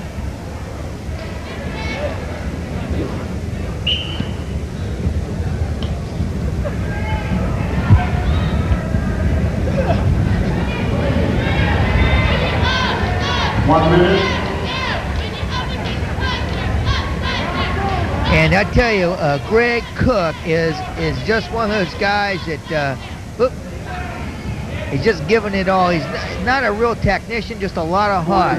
And Jason Smith is in exactly the same boat. He's wrestling from the Peninsula District. He's the Peninsula District champion. He's an outstanding wrestler of the Peninsula District. He came in with a 26-3 overall record, and just to make it to this tournament finals is a real credit to Jason Smith from Gloucester, who just 2 years ago was a AA school. It's unbelievable, Frank. I was just getting ready to ask you, where did Gloucester come from? All of a sudden, they got 2 guys in the finals. What is going on in Gloucester? Well, Gloucester, it's wrestling. They've been in the Virginia duels for the last few years and just steadily got better and better. And I don't think that you're going to hear the last of Gloucester High School. We've got 2 seniors. A lot of underclassmen in the finals tonight, but we got 2 seniors out on the mat right here. Well, Frank, with that last win by Jamie Kelly, the Southeastern District edges up a little bit. They've had 4 district championships now to 4 for the Beach. I mean 5, I'm sorry. That's right, the regional championships race is on. Chad McFadder, just again now, don't try to take away anything from Jamie Kelly in that last match. He kept it close and picked his shot and scored, and he nailed it. He wrestled the match exactly like you have to wrestle a match to beat Chad McFadder. If I were to wrestle him, that is the exact same way that I would probably go about it. So. Brian Beatson, a former 3-time Virginia State champion and All-American from the University of Oklahoma. Brian's also the head of the Referees Association, and we appreciate you sitting here with us for a few minutes, Brian, on the Eastern Regional Championship Finals. Well, Frank, it's been a pleasure to sit with y'all, and I love the sport of wrestling. I just can't get enough of it. You come out and you watch young men like this, and the way they prepare and the way they work, it's just a great sport, and it's great for kids. A cross-face cradle by Jason Smith, but they stop it, because what happens if you get your feet off the ground, your knees off the ground, it's a potentially dangerous situation. Referees don't want anybody to get hurt out there. So they stopped it. Then at 39 to go in the second period, 3-2 in favor of Smith of Gloucester. Hey, there's that cradle again. Stepped right up into it, went right back to it. He's piling up some back points. He is that. He's he's looking real good. But again, let me tell you, don't count Greg Cook out. With last week, it was 6 seconds to go in the match. He looked up to the crowd and said, "I'm getting out." Screamed it. And did, just like that. Real quick. Real quick. He's just real explosive and got a lot of heart and soul. 6-4 is the lead for Jason Smith from Gloucester High School. Both of these district champions, Cook, the district champion in the Eastern District, and Smith, the champion over on the Peninsula. That's interesting that Smith from Gloucester, if you'll look on the side of his headgear, he's got the Grateful Dead symbol. How about that? 55 seconds to go in the second period. 6-4 in favor of the Grateful Dead fan out there. See the Grateful Dead thing on his headgear, Frank? Yeah, well, he's not dead by any means. He's just he's not wrestling like a deadhead. And he's bringing his hips up. He's doing all the basic things right, and that's all you have to do. Whoa! Greg Cook, you ran him out of bounds, and there's no escape. No escape at all. Jason Smith is still down. Second period. 33 seconds to go. Right, Greg Cook is good on his feet. I'm surprised Greg doesn't cut him loose and try to win it on his feet. Well, I'll tell you what, Cook's got his hands full. He seems quite winded. And there's an escape for Smith. And that's going to make the score 7-4.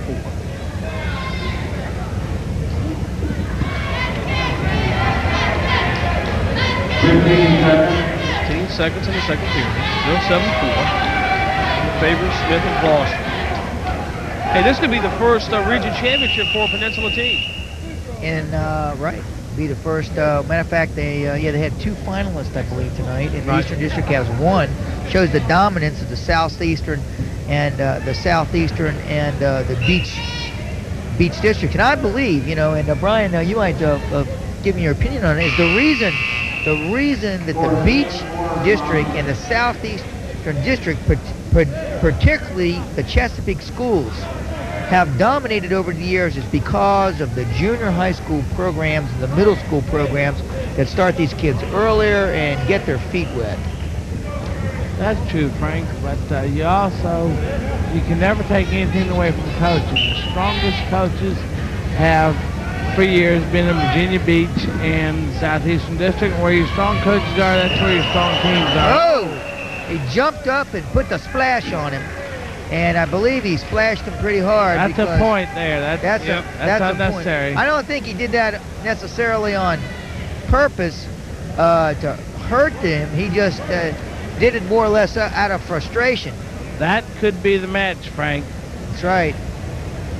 If he does not get up and wrestle, that will end the match. We'll definitely have the official ruling here. We have the head of the officials, Brian Beatson. Oh, he's going to wrestle. Yeah. He's going to wrestle. He's up. That's good. And we had Doc Concride, who was just here a few minutes ago, was hustling out there. But you know, Doc, if you can move, you can wrestle. That's right. That's right. You have a broken leg, take 2 aspirin and run around the block. Yeah, he's all right. Another potentially dangerous hole there. As watch this. You can see, Greg Cook is bringing it a minute 50 to go. 8-4, but Craig Cook just isn't accepting it. He's got his legs. He's trying to throw his legs, and that's what he's been frustrating Greg Cook with. And I tell you what, that's what beats a good wrestler's legs. Legs are tough. Greg Cook is just a good athlete with a big heart. I'll tell you, he's quick. He is quick. He's real quick. Like a cat. Now they're going to stalemate in there and put Cook back on bottom with a minute 23 to go. It's 8-4 in favor of Smith from Gloucester. Smith that time had to be awful darn quick to come all the way from over top and end up with a leg and get a stalemate out of it. That's right, 160, 171. What do we got coming up? Coming up, we've got David Smith of Great Bridge, ranked number 2 on the south side. Oh, there it is. Against Warren Parker, who's ranked number 1. We'll talk more about them in a few minutes. There's Greg Cook, and he brings it 8-6, but he's got to make a big decision here, whether to ride him or cut him loose. I don't see the coaches. It's third period, Frank, 55 seconds. He better do something quick. Yeah, he needs to cut him loose is what he needs to do, but he's got to take him down twice to win it. Just not. He's not going to turn him. No. Not going to turn him. Better let him up quick. Down to 38 seconds to go in this third period. That's just inexperience on everybody's part there. He took him down the first period to his back. That's what he needs to do again. Let him up now. Take him down to his back. You win the match. 25 seconds. And there's a stalling warning for Smith of Gloucester. Right. 15 seconds. There's only 10 seconds left for Cook to do what he's got to do. He just didn't pick the right things to do. He should have cut him loose, Brian. 3, 2, 1. 1 point will be awarded to Cook for stalling against Smith. And Gloucester, their very first Eastern Regional champion. I'll tell you that Jason Smith. That program is coming on. It's coming on, is 2 right. finalists here tonight, now a champion. Mitch, Frank, it's been great being with y'all tonight. I've enjoyed it. I enjoy your show. The wrestling that I've seen on cable has just been fantastic. And keep it up. Thank you. Thanks a lot. Thanks for being with us, bro. Brian Beatson, former 3-time state champion from Cox High School, All-American. And here we go. Here's another big one. It's a big one. Well, one thing we can say for sure, this will be a Southeastern District Region champion. We've got ranked number 2 out of Great Bridge, David Smith. He's 18, 40-12 overall. But Warren Parker, man, from Western Branch, ranked number 1 in the area. He's a senior, 29-1 overall. He's a Western Branch Invitational champ this year, Southeastern District champ, and he was 5th in the Eastern Region in 1991. He goes from 5th last year. Hey, he's got a good chance of being number 1 this year. He's moving right on up. Right, these guys are no strangers to each other. They probably have a picture of each other at their house. Yeah, right, in their wallets. In their wallets. Well, right now, Frank, the Beach District has 5 district championships. The Southeastern District has 4. None for the Eastern District, then the Peninsula has 1. Southeastern District's bound to get this one, so this will tie it up. Yeah, it looks good for the Southeastern District here. Yeah, it sure does, because the Beach doesn't have any more wrestlers in the tournament tonight, in the final. Looks like the Southeastern District is going to emerge with the most champions, but still they've got to do some winning here. 1:34 to go in the first period. No score yet. We've seen these two wrestlers against each other before, Frank, when we did the Great Bridge Western Branch dual match. Right.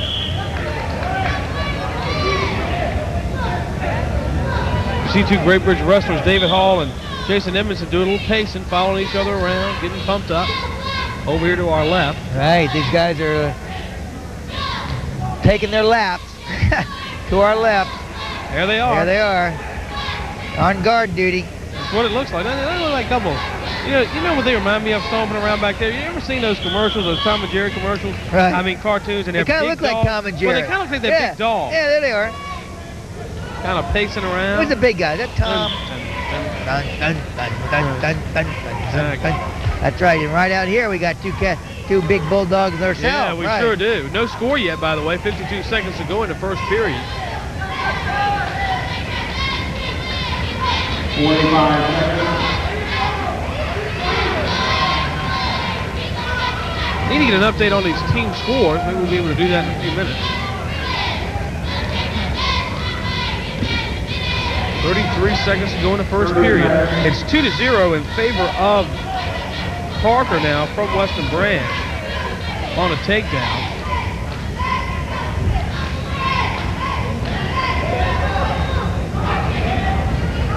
He's trying to get to his feet, trying to reversal, but Parker still has him where he wants him. He's in great shape here. David Hall is in great. He's got to watch his elbow. Up. Where his elbow goes, he goes. And that's good. Parker switches it up, gets his level up a little high. Oh, and that's the end of the first and period. Scores 2 and he will get and 2 2. back points. 2 and 2. Puts Parker in the lead. 4-0. He got a takedown, and then he got 2 back points right there. And now we go into the second period. Parker has a 4-0 advantage. That kind of David Smith kind of put himself in that position. Yeah, well, going after it a little too hard. He did that, but it was just a matter of inches. You just have to get your level a little bit higher, and he was able to do that.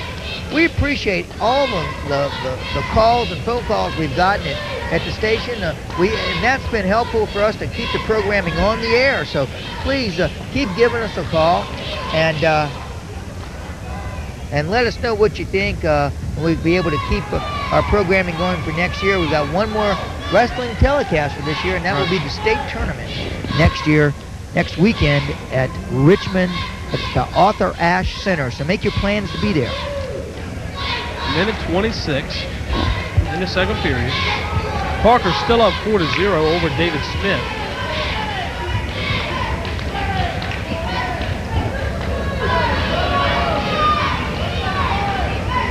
Looks like it's going to be we don't know the exact score, but it looks like it's going to be a pretty easy Eastern Region championship for the Wildcats of Great Bridge. Oh yeah, they've run so far away with it, nobody even cares. And that's great. They deserve it. They're the common choice. They won the district championship. They won the region championship dual meet. They won the state tournament team championship. Ran away with it. Dominated it. And they have done the same thing here. So this team has risen to the occasion and showed its prowess in each and every encounter that it has come up with, and that's great. And the bad news is they're all juniors and they're back. So it's like, who's going to be second? Yeah, really. Well, the big question is, and I know that the Great Bridge people are looking at it, is we feel, and I strongly believe this, is that they should be ranked higher nationally. I think that there's no question that they should be considered in the top 3 in the country, and by far a definite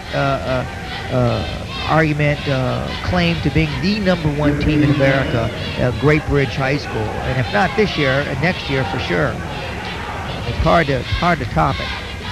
6 seconds to go down in the second period. Parker's still up 4-0. Almost able to get some back points there on David Smith, but not that time, but not able to do so. So it'll remain 4-0 going into the third period. Neither wrestler able to score in the second.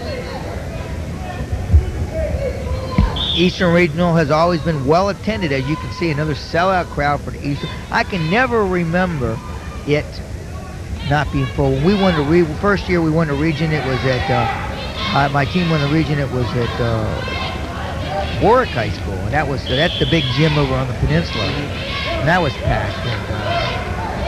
And then we won it 78 at Manor, and that's a big gym. Yeah, that is a big gym. That was bad. That's one of those double-decker gyms. Right. Oh, yeah, it is. It's a neat gym. I imagine we'll see this sooner or later at Churchland High School that they just opened with a humongous gym. All right. That'll probably they'll have the one over there sooner or later. Look, nice cradle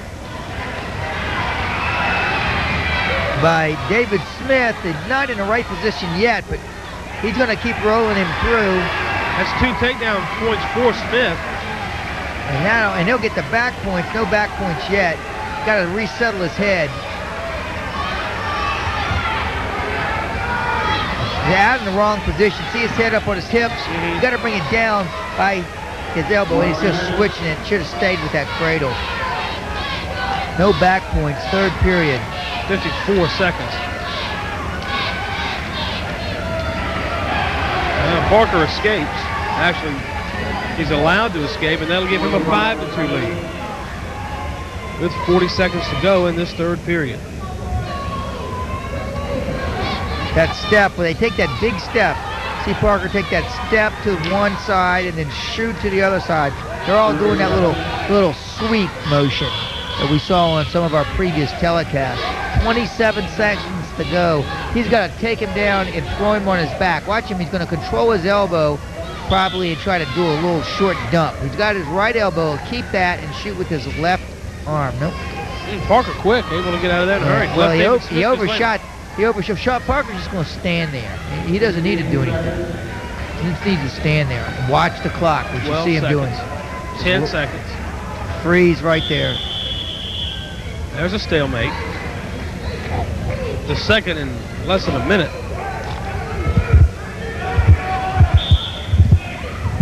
6 seconds. I think it's just about over. Parker scores the takedown. Well, kind of meaningless points for him, right? And that'll make the score 7-2, the final, in Parker's favor. So he's the Southeastern District champion at 171 and the Eastern Region champion.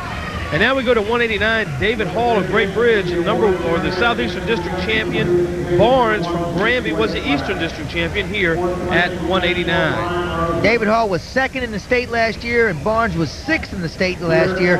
And everyone's saying this is the state finals next week is right here. You're looking at it. We're going to get a preview of the state finals, and these is going to be an interesting match. Here's Coach Stephen Martin showing a couple extra tidbits here to do here at the last second. Might mention that these wrestlers are closely ranked. Zenas Barnes is ranked 2 on the south side. David Hall ranked 1st. Zenas Barnes, 1991 regional champion at 171. 1991 4th place in the state at 171. And two-time Eastern District champion. David Hall, the 3-time district champion, 90, 91, 92. Region champion last year and state runner-up last year.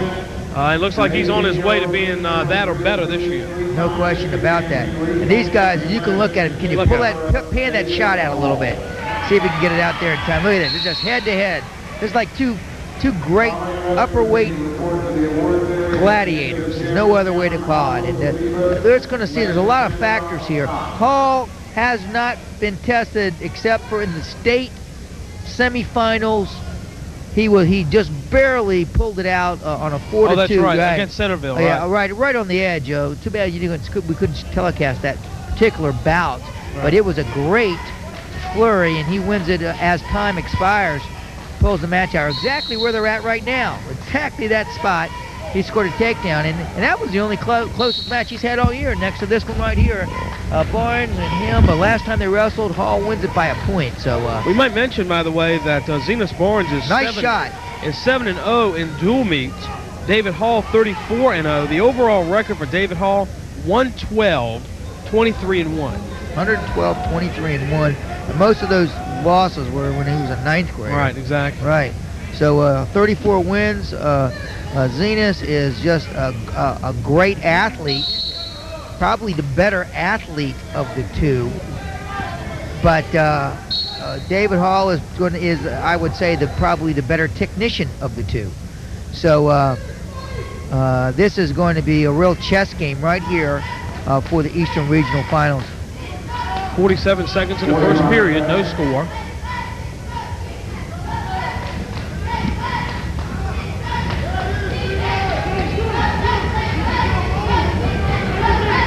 Well, the Southeastern District and the Beach District each have 5 championships. The Peninsula District has 1. See, this is where Zenith has to make something happen, because if he overshot the move, and it's going to put him in trouble.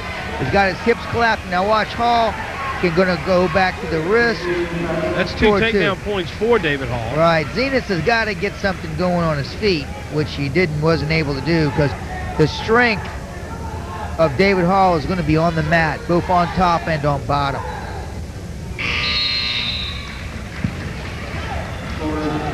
That's the end of the first period. We're going into the second period now,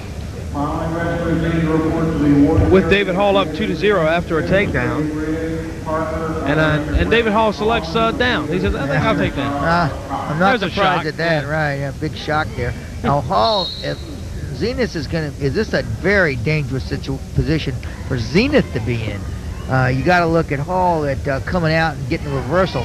And there he goes. He got the motion going, and he rolled it very, very easily. Nope, didn't score. No. Yeah, he does get the reversal. They didn't give him the reversal. That was. And then they give the reversal right back to. Yeah, but that was a little quick call there. He looked like he had him, but he really did. He's got his ankle. That's a little dangerous the way he's got his ankle. He's too high. Zenith is far too high. Hall gets another reversal. Zenith was too high. Now the score is 6-2. Where David Hall is now building a lead, and that's a big lead. 4 points is a big lead in a bout like this. Minute 5 in the second period, 6-2 in favor of David Hall. 1 minute.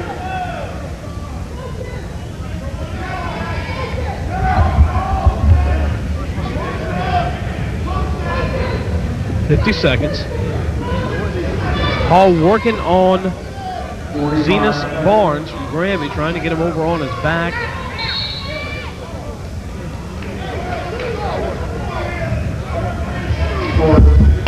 Time is called, and now they're going to go right back with Zenas Barnes on the bottom with 41 seconds to go in the second period. A reminder that heavyweight third and fourth place winners of your awards will be presented right after the 89 pounders. Please be ready. Heavyweight division coming up after this, we'll see Jason Dumpster Edmondson against John Roberts of Deep Creek. And they're the number 1 and 2 ranked wrestlers on the south side. 6-2 still in favor of David Hall, 32 seconds to go in the second period.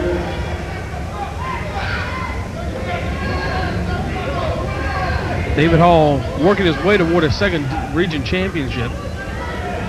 And he's in definite control of this match. He's really riding well, a lot of forward pressure. Had a great telecast season this year. We need your support for next year. Because we are here because of your phone calls to the station and your support. And that's what it takes. And please, just take a second to call the station, let us know your interest and want to continue not only in wrestling but the other telecasts that we have this year. And in fact, we are expanding our coverage. In fact, hope you'll watch Chesapeake Magazine. Mickey Irvin covering some autocross today on Chesapeake Magazine, taking place down at Fentress Airfield in Chesapeake. So lots of things going on. And I've enjoyed my telecast season this year with Richie and Mitch and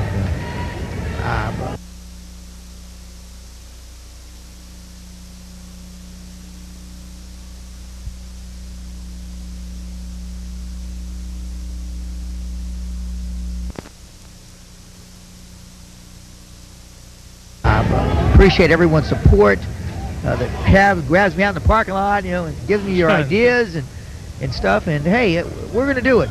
Tell us what you like to see, and we're definitely on your team. And please keep those cards and letters and phone calls coming, because that's what makes the wheels turn. Absolutely. David Hall going here for his second region championship. He was a state runner-up this year. Boy, he's looking to improve that. He'd like to go up to the Arthur Ashe Center next weekend and come out state champion. You think he's got a pretty good shot? He's it. He's the champ. You're looking at the state champ. There's only reason way he doesn't win it is if he doesn't go. Well, I don't think that's going to happen. Yeah, I don't think it's going to happen either. He's just a real good technician. And not an overpowering kind of guy. Just a real, I don't know. I've been coming up with these names for these Great Bridge wrestlers. I'm looking at them. We need one for we him. need one for David Hall. You know, we got the surgeon, we got the dumpster. Looks like a scientist to me, you know. You think so? Yeah, I don't know. I don't know. We're gonna. Y'all think of that. We gotta have a name for David Hall here. Tactician, maybe. 7-3 right now, though. We can't say that in his favor. 7-3, right. We really could call him the winner. The winner, right. The Terminator. Yeah, that's right. The I know. Terminator. That might be bad. They call him the Terminator. The janitor. Oh, boo. I don't know. I don't think he'd like that, though. Cleans up. One of our camera guys said the janitor because he cleans up. But it's not a... Call him the broom because he sweeps up. Yeah. 7-3 in his favor. 35 seconds to go in the third period. Looks like he's got it locked up. 30 seconds. Call him the disposal because he grinds you up. Right. No, there he is, David Hall. Now he's going to go. Now he's going for the kill here because what he's got is we only have 17 seconds to go, but he's pretty well pooped out. Yeah, he's pretty well pooped out. Zenas Barnes. He's been pretty much out of sack. Right. For the last minute or so. Definitely sacking. The Saxter. How about that? Yeah, they call him the Saxter. That almost sounds like he plays a musical instrument, though. I'm going to grab a quick word with him because David Hall. All right, you go for it. And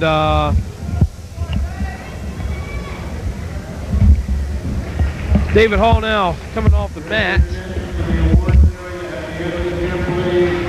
2 minutes back up on the clock as we go into the heavyweight division. And in the heavyweight division, we'll see ranked number 1. He was a district champion this year. Jason the Dumpster Edmondson from Great Bridge. He's 17. He's a junior. His overall record 45, 15, and 3. Let's go over to Mickey Irvin, who will be talking to David Hall in just a few minutes.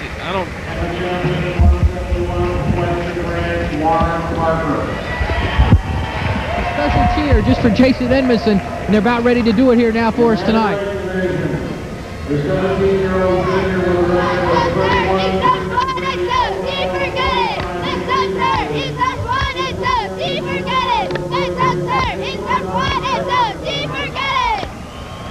Dumpster's number 1, I guess. Back to you guys at the table. The Dumpster! Jason Edmond. They call him the Dumpster. He's ranked number 1, district champion this year, 45, 15, and 3 overall. His opponent will be John Roberts, no slouch from Deep Creek, second at the regional North Carolina WRAL tournament and second in the Southeastern District. So these two guys have seen each other before.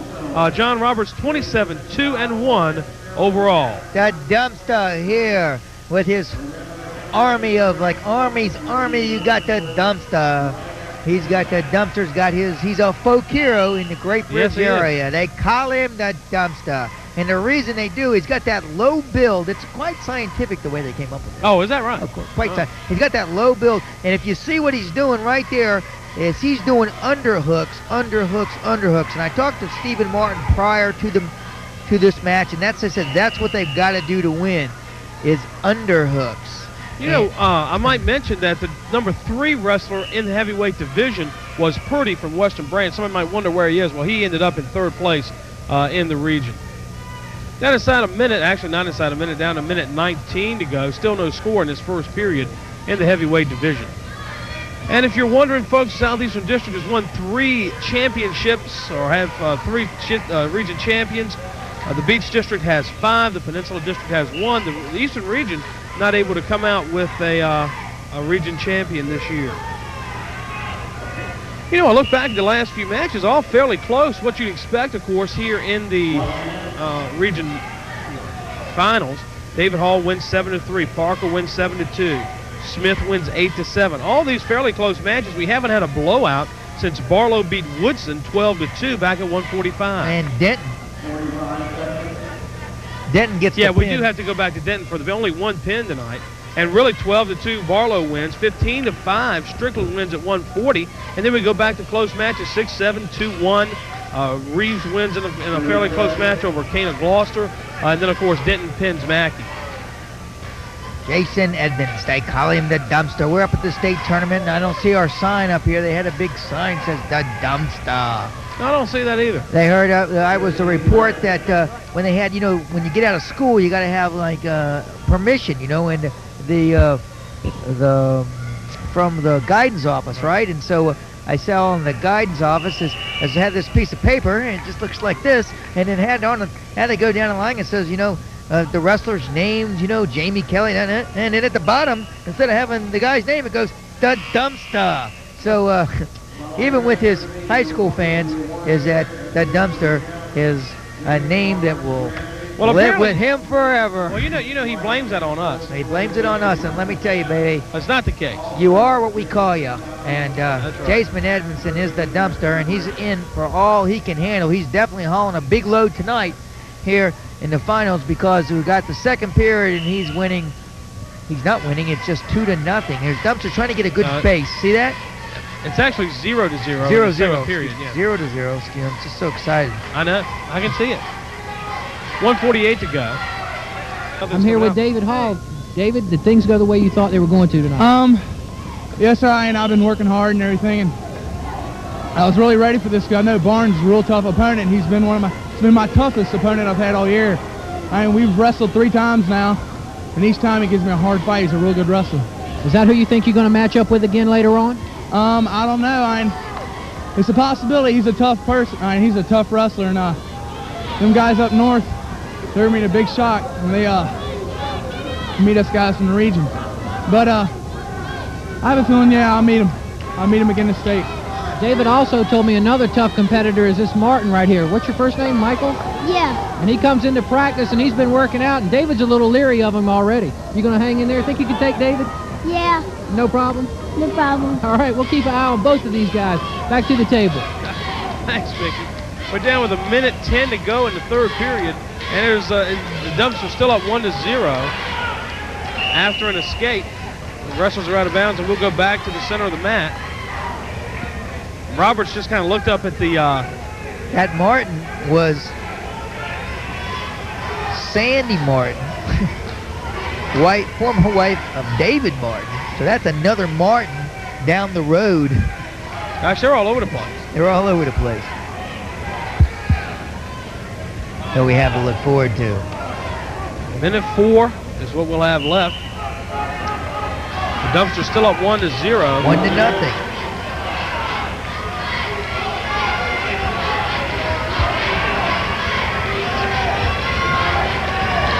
51 seconds.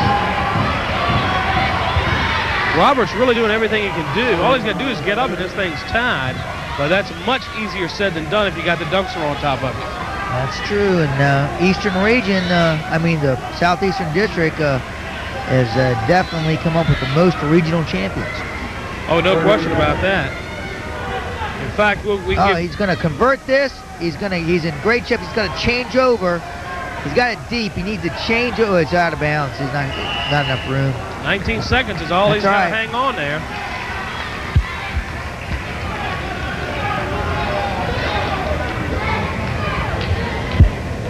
$19 seconds. We're in the heavyweight division. This region final almost over. And really, as far as team score was concerned, it was over before it started. It certainly was that. 13 seconds. Jason Edmonds, the Dumpster, has gone down in the history books as the 1992 Eastern Regional Champion. Let me see if I can get a word with my favorite guy. All right. Frank's going to go over and try to get the microphone on him. And that's 7 region champions from the Southeastern District. 5 from the beach and 1 from the Peninsula District. And Mickey Irvin has joined us at the table now. Frank's gone over to talk to the dumpster. Hello, Mr. Babb. Hey, nice to talk to you. Let's go, Frank setting up. We'll talk about who the champions were in a few minutes. Good night for the Southeastern District. Not a big surprise that the Southeastern District would come in and have the success. I just think they were a little bit better than the Beach this year. Yeah, I would say so. Let's go to Frank. Jason Evans, they call you the dumpster. I've always wanted that dumpster. You win it. Tough match. Yeah, well, I think I wanted it a little bit more than he did. Going into the match, you know, he was sleeping over there, and I saw him sleeping, and I just felt I had it in my heart more than he did. Well, Coach Martin said that the game plan was to stick with underhooks. This is an underhook. Right. And you seemed to do that pretty well throughout the match. How'd that help you? Well, he's big, and he likes to shoot the double, so when I get the underhooks, it kind of keeps him off me and lets me work my moves. Well, you did it real well. You're the 1992 Eastern Regional Champion. What are you looking for in a state meet? Right now, I'm just looking for to place in the top 3. Place in the top 3. Next week, we'll see the dumpster. Back to the table. Thank you, Frank. And let's do a quick rundown of who our champions are. Our champions at 103, the beach champion, Miller from Kempsville. At 112, in an emotional match, Adam Mikowicz from Kellam in 2 overtime periods. That was the champion at 112. But, of course, keep in mind, all these wrestlers qualified for state. At 119, Jason Denton with a pin, the only pin we saw in the finals. 125, Reeves of Western Branch was the region champion, or is the region champion. Collier of Cox, and in a good match, 2-1 was the final score. At 135, Woodward of Kellam. At 140, Strickland of Great Bridge by a score of 15-5. Barlow of Kempsville at 145. At 152, Kelly of Great Bridge, 3-1, and an exciting match, really an upset over McFadder of Cox. Let's go to Frank now, and then we'll finish running down these champions. Jason Denton, your only pin in the final. How'd you get in that position? He shot in, and I guess I just threw it 3/4 Nelson, and he went towards his back. Jason, the state tournament's next week. You are highly recruited. You've had a great season. How do you prepare yourself for the state tournament? Just got to work harder and harder. More on my technique, more on my strength, lift, keep my weight down, and stay focused. Jason Denton, the only pin here in the Eastern Regional Finals. Also, the lone representative for the Indian River Braves. In the finals, yeah, that's right. He did a great job, He as sure he did all year long. He sure did. At 160, we have the only region champion from the Peninsula with Smith. He won 8-7 over Cook of Norview. At 171, Parker of Western Branch beat Smith of Great Bridge 7-2, and Parker ends up the region champion. Hall of Great Bridge wins at 189, 7-3, and the dumpster, Jason Edmondson, the district champion, or rather the region champion at heavyweight, he wins 1-0. So the Great Bridge Wildcats, they win the region, and they end up with Edmondson, Hall, Strickland, Kelly. That's not bad. 4 region champions, and they qualified 9 for the state. I guess we'll see them there next week, Frank. I think it's terrible, awful. Yeah, no, you do. Because they're all juniors. At least you're not coaching against them, Frank. Oh, man, I tell you what, Great Bridge definitely showcased itself tonight in every way. They won, not only won their tournament, they won some big matches against McFadder, the dumpster in the finals. They look strong, and they look stronger for next year. I think the dual meet season looks good for them, and next year looks even better. What do you think? I don't know. I tell you, I was most impressed with Jamie Kelly, except for David Hall, because he's kind of in the league on his own right now. Well, it's going to be tough for him to get beat. Well, guys, we had a great time. Hope you'll stay with us. Hope you'll keep the cards and letters coming for Frank, Mickey, and everybody at AC3.